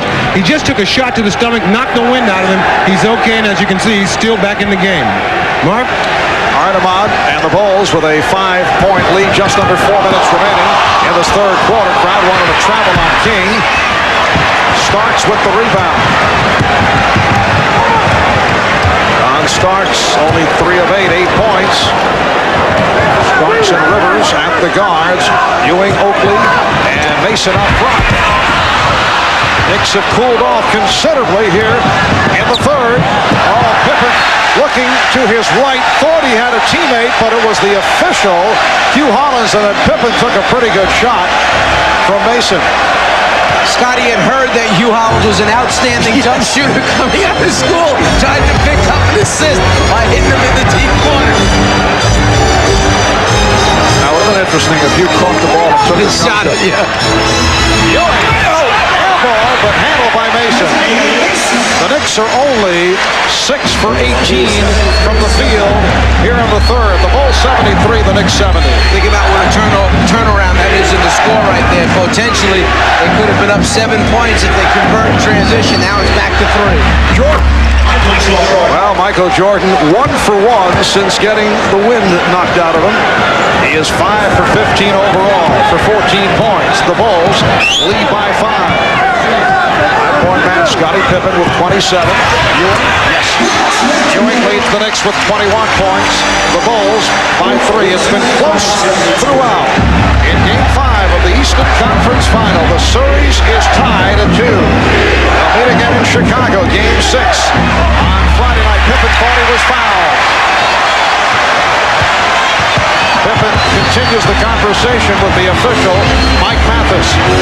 Mason posting up. Mason to the fadeaway. Rebound, Pippen. The matchup is now Mason and Pippen. They saw quite a bit of each other in the playoffs a year ago. Well, Stacey King tried to get it down low to Horace Grant. It will be Nick Ball. What Phil Jackson is complaining is that it's not out of bounds if it hits the bottom of the backboard, that they should have been allowed to catch that ball and still try to pursue a score, that it was not part of the stanchion area. Rivers through the foul. Hit by Paxson. So Rivers will go to the free throw line. On the quick shuffle pass, the deflection, now, does the ball hit underneath on the rubber part? No, it did hit the white support of the backboard. It's an excellent call by the officials. If it hit the rubber part underneath, then it's still okay to play on. That was part of the backboard support. It was a good call by the official. And Phil Jackson even nodded his head just now to the official. You're right, I agree. Here's Scott Williams for John Paxson. Nice to see the telestrator back in operation. We were czarless for Game 3 Saturday in Chicago. It did not work. You were a lonely man on Saturday. Did make a fine comeback for Game 4 on Monday. And we're saving it for the crucial moments here in game number 5. Just at the right time. It's knowing when to use it. Building a crescendo developing here. The Bulls by 1 with a minute 25 remaining in the third quarter. Jordan went to the crossover. Michael Jordan is now 2 for 2 since he had the wind knocked out. And that was the toughest one. Over the top of Patrick Ewing, who had switched out, extended to try and bother that jump shot, but nothing but the bottom of the net for Michael. Rivers pass diagnosed. The end result, the steal, and the 3-on-1. Jordan was fouled. Fouled by Starks. Using the high screen, Chicago knows that New York's going to try and jump it or trap the ball. Ewing switches out, extends, there's hand on the ball, just like the coach says, but what are you going to do when it's Michael shooting it? No question, Starks moves to his right in the path of Jordan when he's airborne. Michael at the free throw line trying to make 2. So by fouling, Starks has saved 1 point already. Michael Jordan now 4 out of 5 from the line. He was 16 for 17 at the foul line. Game 3, 12 or 14 in Game 4. Chicago with a 78-74 lead. Just under 1 minute remaining. Third quarter.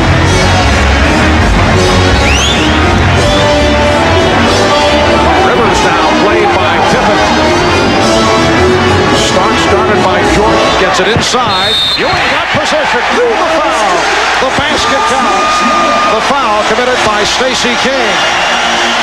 You had Doc Rivers looking very concerned out in front, trying to figure out who they wanted to go to. Nobody stepped up high to set a screen. So what they do is instead, they go to Ewing down low. He's got Stacey King too deep in the lane area. The foul comes on the elbow, on the shot attempt. And if you're going to foul, you better foul a little bit harder than that, or Ewing's going to keep putting him in the bottom of the basket. Stacey King having a difficult time, as you would expect, in keeping Ewing off the blocks. 3-point play for Patrick Ewing. He has 24. The Bulls now lead by 1. Rivers went flying, and Pippen not able to hit. Here comes Mason. Mason has Ewing. Ewing went short, and back come the Bulls. Now Jordan will slow it down with 20 seconds to go in the quarter. Just by Michael Jordan going past Patrick Ewing's head as he went in for the shot attempt, and the respect Ewing has for his jumping ability and shot blocking ability. He lost concentration, didn't extend, missed the shot. Jordan with the hesitation. Yes! Michael Jordan has given the Bulls an 80-77 lead. Final seconds of the quarter. Starks for 3 at the buzzer. So after 3, the Bulls 80 and the Knicks 77. And you can tell Michael Jordan feels a little bit better about his jump shot right now. He escapes by using the crossover, gets the defender moving one way, crosses over, gets space, hits the shot. Well, it's been a prime time game. We head to the fourth quarter. The Bulls with a 3-point lead. We'll be back after these messages and a word from your local station.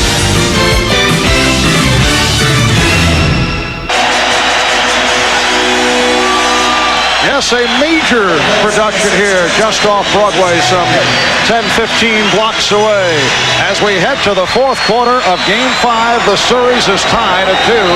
Chicago outscoring New York 25-21 in the third. Michael Jordan picking it up in the third quarter, 9 points, 5 assists. He's hit his last 3. Little wake-up call off that collision with Doc Rivers, had the wind knocked out, and since then he's hit 3 out of 3, 19 points and 12 assists for Michael Jordan.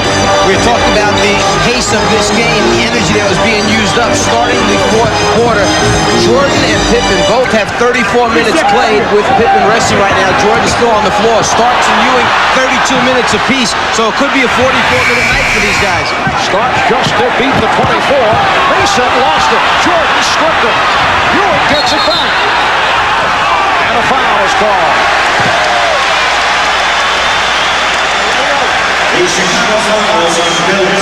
Bill Cartwright picks up his 5th. That is a huge foul call. The NBA leader in steals, Michael Jordan. Great hands down low. The swipe, loses possession of himself as he tries to get it over there to Bill, who gets a piece of, rather, a deflection by Cartwright. Ewing stuck his hand in, and then the foul sends Ewing to the ground. And Cartwright is taken out. Rivers working against Paxson. John Starks has missed his last 5 shots. He's 3 for 10. Very tough defense these last couple of sequences by Chicago. Shot clock at 5. Rivers. Jordan skies for the rebound. Perhaps knowing that Jordan's got a lot of minutes, Phil Jackson has Michael playing Anthony Mason at the defensive end of the floor, so he doesn't have to chase Starks and Rivers around screens. Tucker, the one-time New York Knick, holds now a 3-guard setup. Big men are King and Williams. Here's Stacey King. Rebound, Scott Williams. And he's stripped by Doc Rivers. Foul is called. Chicago Bulls have really turned it up off the boards. They have been severely out-rebounded by the Knicks. Knicks plus 20 in that department, game 1, plus 11, game 2, plus 5 in game 3. Thus far today, the Bulls have out-rebounded the Knicks by 2. A little bit of encouragement there by Johnny Starks, who is teammate. Let's get after it. Chicago with a 37-29 edge in the rebounding department. Illegal defense, that is the second infraction, so it is a technical foul.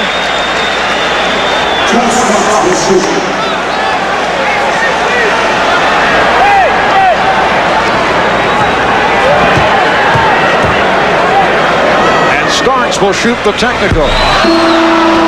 That was back in game 4 that the Knicks had a +2 rebounding advantage, and as you saw, the Bulls in command off the boards here tonight. Starks coming into this game from the foul line in the series against Chicago, just 56% from the free throw line. Usually a very dependable foul shooter. Anthony. The Bulls by 3. That's time remaining, fourth quarter. Knicks have missed their last 5 shots. Jordan. Yes.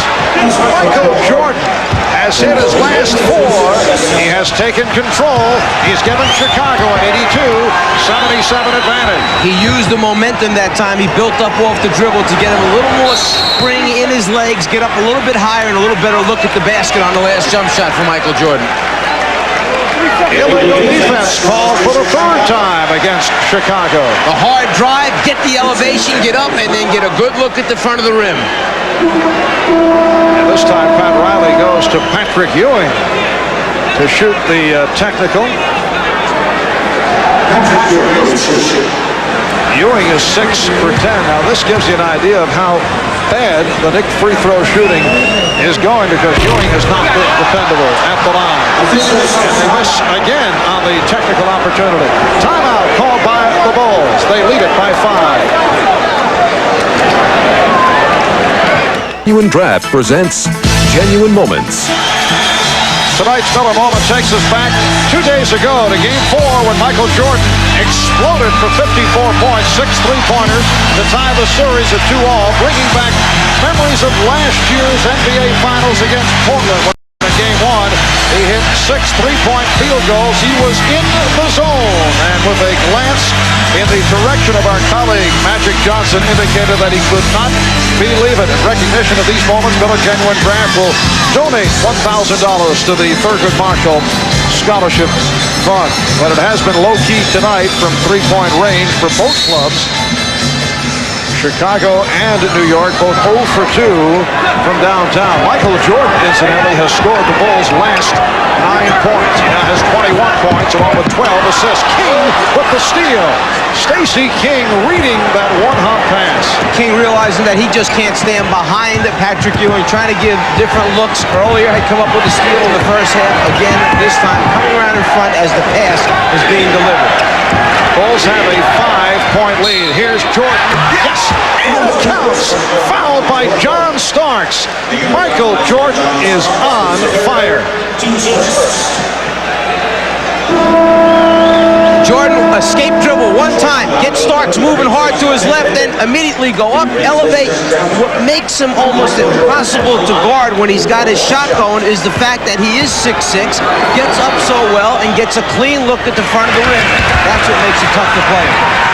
Jordan completing the three-point play by connecting on the free throw. He's hit his last 5 shots. He has scored Chicago's last 12 points. He has taken over, and the Bulls have their biggest lead of the night. Starks with a setup for Oakley, and Ewing able to save it. Shot clock at 8. Here's Anthony. Ewing from three-point range and hits. Patrick Ewing with a desperation shot. During the regular season, he hit only 1 3-pointer, 1 for 7. Only a third of his career, 3 for 44 from three-point land. Jordan to the fadeaway. Ewing with the rebound. The Bulls with a 5-point lead, 8.5 remaining in the game.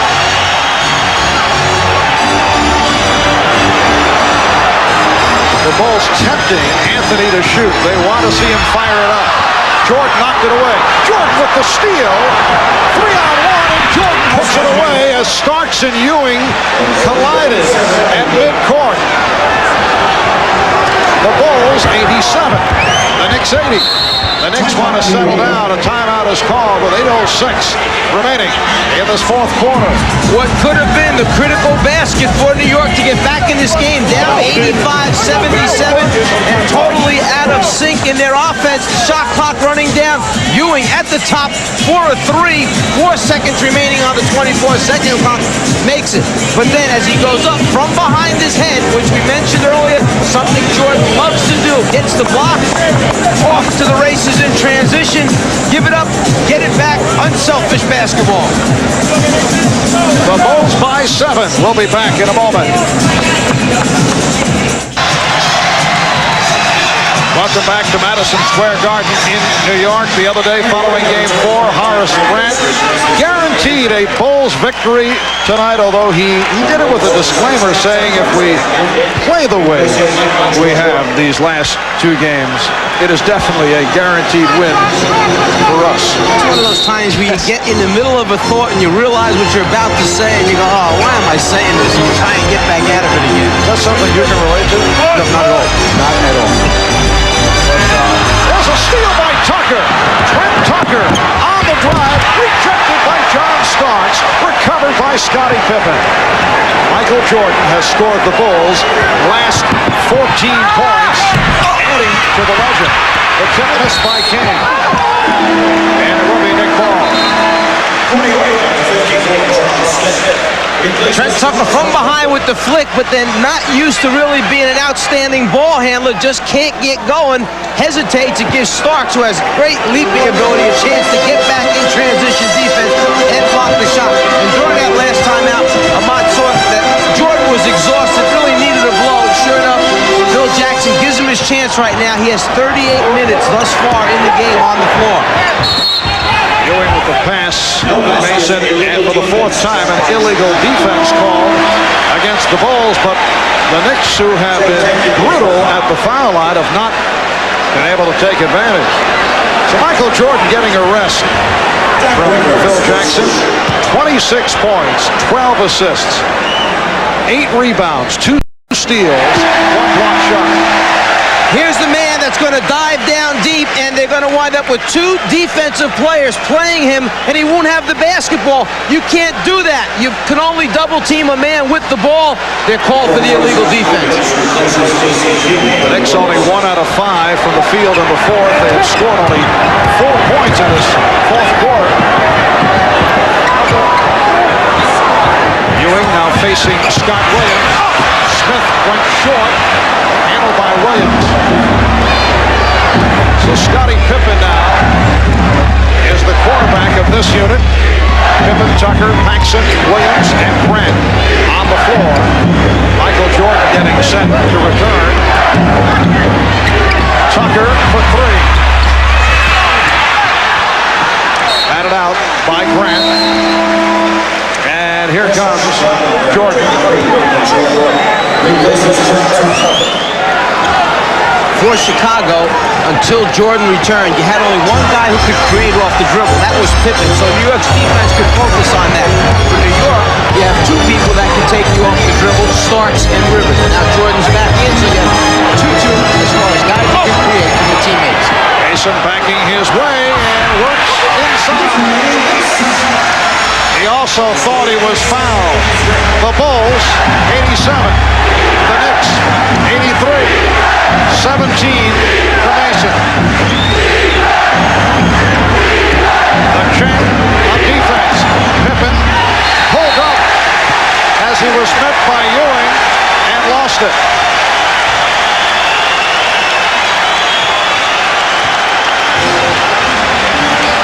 Pat Riley now goes with Rivers and Starks at the guards. Ewing, Smith, Mason up front. 6 minutes remaining of the game. Ewing. And rebounded by Grant.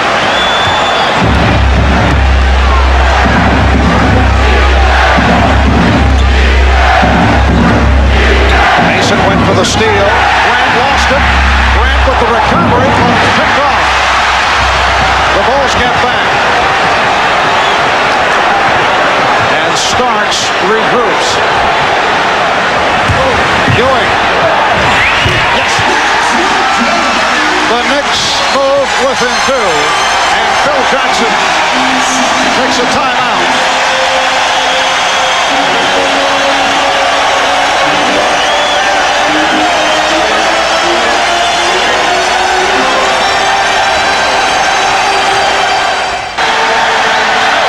This capacity crowd reacting to the Knicks moving within 2.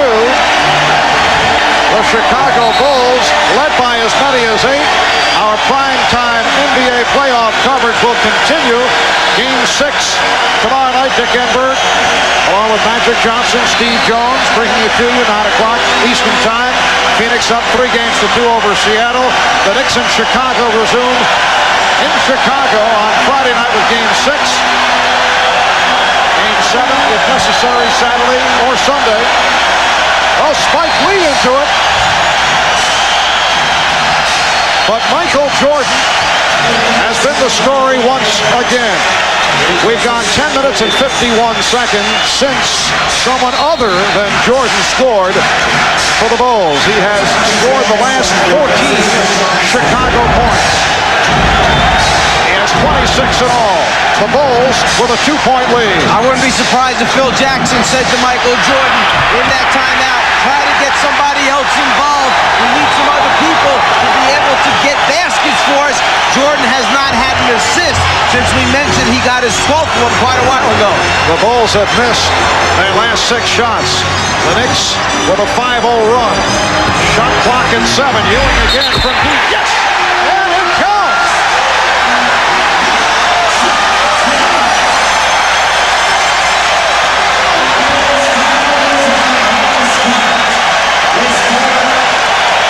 Grant tries to rotate up, gets there a little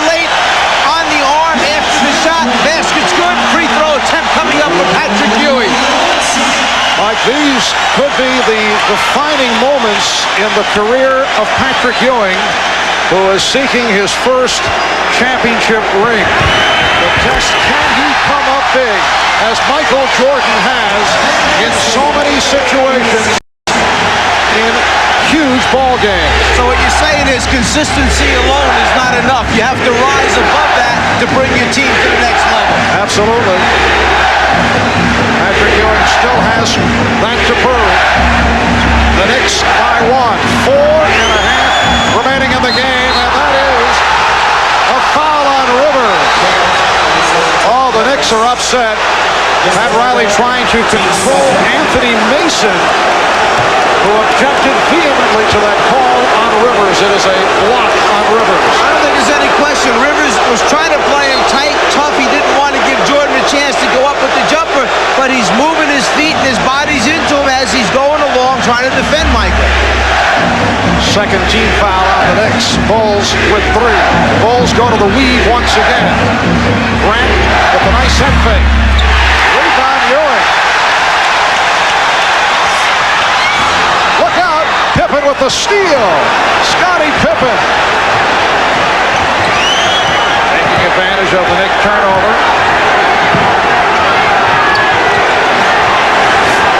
Under 4 minutes remaining in the game. Shot clock at 6. Jordan to the left hand. Forced and through the foul. He had to release. The shot clock was running down.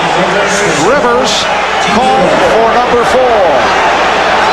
The way Chicago got possession back as New York was coming up the floor, a cross-court pass, not realizing how much ground Pippen can cover. He gets the steal. Michael wanted that side of the floor to be wide open. Cartwright was occupying a low left block. As a result, Michael knew there was no way for him to go all the way to the basket. He was going to wind up having to pull up and take a jumper. That's why the little conversation took place between Michael and Bill trying to get their signal straight. Well, Jordan able to tie it, but could not give the Bulls the lead. He is now 7 for 9 from the line. The Knicks and the Bulls tied at 88. Down to 3:35 remaining in the game. Starks for 3. Rebounded by Grant.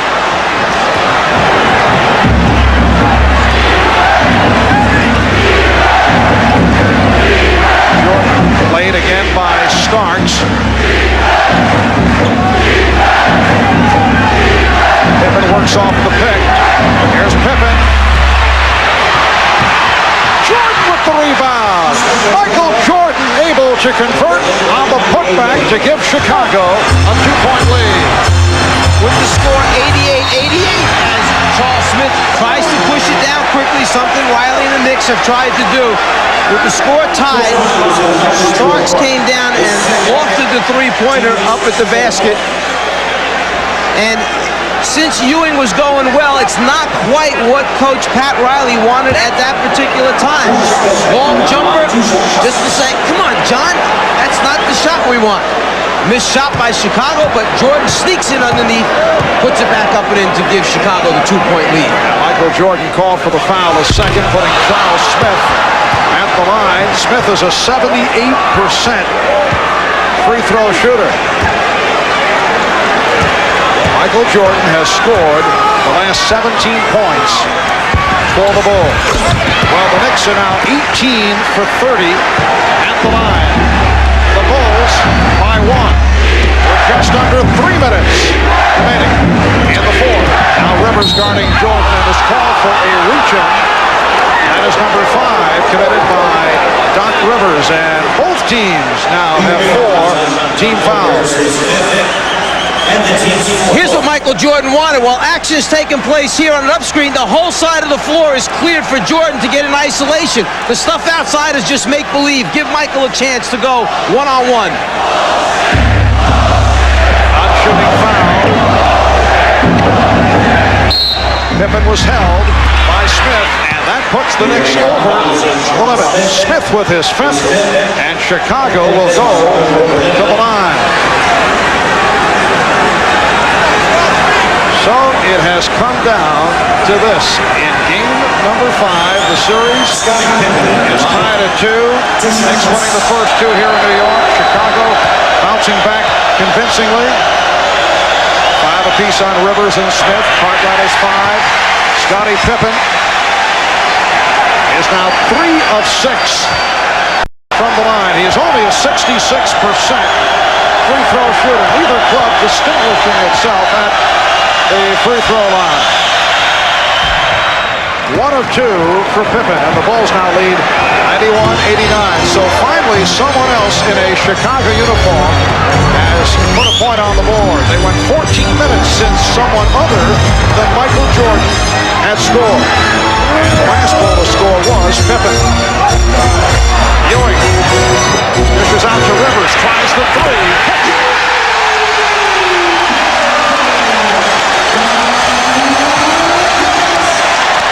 The Knicks 92, the Bulls 91.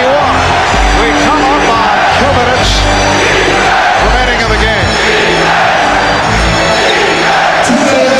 Jordan off the pick. Rebound Smith. Doc Rivers during the playoffs has hit a number of big shots. He hit one just a moment ago. Ewing for Smith. Charles Smith not able to hit. And a loose ball foul called on Anthony Mason. So the Bulls go back to the line because the Knicks are over the foul limit. And we said a moment ago that Pat Riley wasn't real happy with the Starks 3-point attempt. This one a different situation on a kick-out pass from the big man with the shot clock running down. Seems to make the coach a little bit happier. Horace Grant, only a 62% free throw shooter. Chicago, 15 of 21 from the line, and Horace making his first appearance at the free throw line. Well, a clutch free throw by Horace Grant has tied the game at 92. A minute and 37 remaining in the fourth quarter.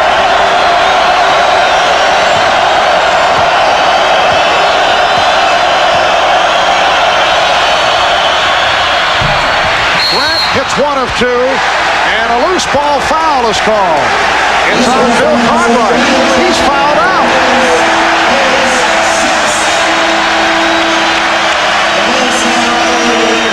That is a big loss for the Bulls because Cartwright, the most effective out of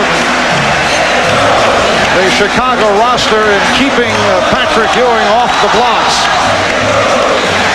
Looked like Bill was going to come up with the missed free throw himself. He comes across the lane, gets a hand on it, but then it's his body momentum. He had a big 7-footer like on the move. Stark sneaks underneath him. Body hits body, the foul is called. Phil Jackson taking his time, making a decision on the substitution, and has decided to go with Stacey King. Stacey goes about 6'10", 6'11". So he'll be matched with Patrick Ewing, who is 7 for 12 from the line. 32 points for Ewing. Hit some critical shots down the stretch. And hits the free throw to give the Knicks a 1-point lead.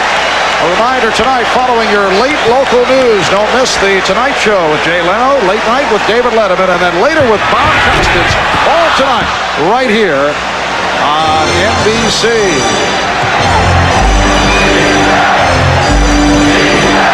That's time remaining. 1:25 to go in the fourth. Knicks with a 1-point lead. Jordan gets the pick from Grant.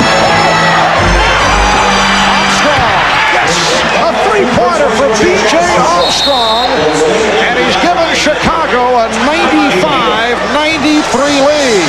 So just when you think the man is going to try and take over by himself and win it, no, he brings 2 defenders, leaves the best 3-point shooter in the league wide open, and B.J. Armstrong produces. For the Bulls, their first 3-pointer of the game. The the Bulls with a 2-point lead by virtue of that B.J. Armstrong three-pointer from the left-hand corner. That's the timeout situation. Bulls at 3 full out of 20. The Knicks with 2 timeouts left with a minute and 16 to go. Phil Jackson feeling that Scott Williams plays Ewing a little bit better than Stacey King. Has Williams in there. General idea is they're going to go to Ewing down low, try and get something. Here's Rivers for 3. And Ewing could not hold on. Hit him in the chest. And it will be Chicago ball. Maintain your composure right now. Understand there's plenty of time left in the game. Get a stop defensively before you get the ball back. On the errant 3-point attempt, it just slips off Ewing's hands. Ball hits out of bounds. Eddie Rush says ball to Chicago. See if they get it back to Michael to create for someone else coming to the middle. Jordan played by Rivers. Pushed out to Armstrong from the other corner. His three-pointer in and out. And a foul is called on Chicago. 3-point attempt by B.J. Armstrong. Would not drop. Scottie Pippen called for the foul. So both the Knicks and the Bulls are over the limit. And with 52 and 8/10 seconds to go in this fourth quarter, Charles Smith back to the line. He's 3 of 4 from the line. Time and score, the most important thing. And you don't want to commit fouls and give the opponents a chance to either take the lead or tie up the basketball game. Sometimes there's a point where you don't want to be too aggressive. That was one of those times. You don't have inside position, concede the rebound, let it go. Well, Charles Smith way off on that first attempt. And the Knicks self-destructing at the foul line. 19 for 34 at the line. Resume. Charles Smith will go back to the line. He missed his first of 2. 52 and 8/10 seconds remaining in this fourth quarter, in Chicago with a 2-point lead here at Madison Square Garden in New York. The timeout rundown. Both teams are over the foul limit. Only 7 times the last 15 years has a team down 3 games to 2 been able to come back. And your Atlanta Hawks back in '88 beat the Celtics in Boston in Game 5 and then lost the series with Celtics winning at the Omni and then winning Game 7 up in Boston. Team lost the first 2, went home 1-2, right back to the Boston Garden. The Celtics up there to take a 3-2 lead, then went home and lost a 2-pointer. Then the same thing in Game 7 in the Boston Garden. The Bulls 95, the Knicks 94. Shot clock at 10. Pippen backs it up, puts the move on Smith. Off the fake, gives to King, and he's rejected by Ewing. It's a 24-second violation. Scottie Pippen's upset because he was trying to call a timeout with 2 seconds left on the 24-second clock. It was a great call by Pippen. He knew they weren't going to get a shot up. Right now, Pippen is trying to call timeout, but there's no possession yet. So Pippen arguing with the official that he had called and didn't realize that Stacey hadn't picked up the ball yet. You can't have a timeout if there's no possession. 28 and 8/10 seconds remaining. The Knicks down by 1 with the ball. Starks, played by Jordan. Ewing out to set a pick. Here's Starks, changed his mind. Plenty of time on the shot clock, down to 10. Ewing for Smith. Smith. Smith. Stopped again by Pippen. What a play by Scottie Pippen. Final seconds, Jordan for Armstrong. And the Bulls have defeated the Knicks. The Chicago Bulls with a couple of spectacular plays. Scottie Pippen stopping Charles Smith. And the Bulls won it. That last basket will count. The Bulls 97, the Knicks 94. Scottie Pippen, one of the heroes for the Chicago Bulls, doing it on the defensive end. Let's go to Ahmad Rashad. All right, thanks, Mark. Boy, what a finish. You guys withstood. You didn't play very well in the second quarter, but still you're only down by 1 point at halftime, but you pulled it out at the end. We realized that the third quarter is going to be very important for us. We just wanted to kind of maintain stay in the game in the third quarter, and we knew we had our chance in the fourth. Now, a lot of things, you guys kept your poise. A lot of things went against you, the referee. I mean, a lot of calls that could have been controversial, but you kept your poise and stayed in it. Well, we knew that. It's a road game for us, so we know when you go on the road, you got to play above the referees and definitely try to take the crowd out of the game, and that's what we did. All right, you guys came in here smelling blood, and I guess you got it. We did. We came in here, we wanted to get a win. That's the only way we can win this series is to get a game here, and we did it. All right, thanks a lot, Scotty. Good luck to you. All right, back to you, Marv. All right, Scottie Pippen, 28 points, 11 rebounds. Michael Jordan, 29 points, 13 assists. The Bulls now lead it 3-2 with a 97-94 win. That's our lineup coming up right here on NBC. For Mike Fratello, Ahmad Rashad, and Hannah Storm, I'm Marv Albert. Thanks for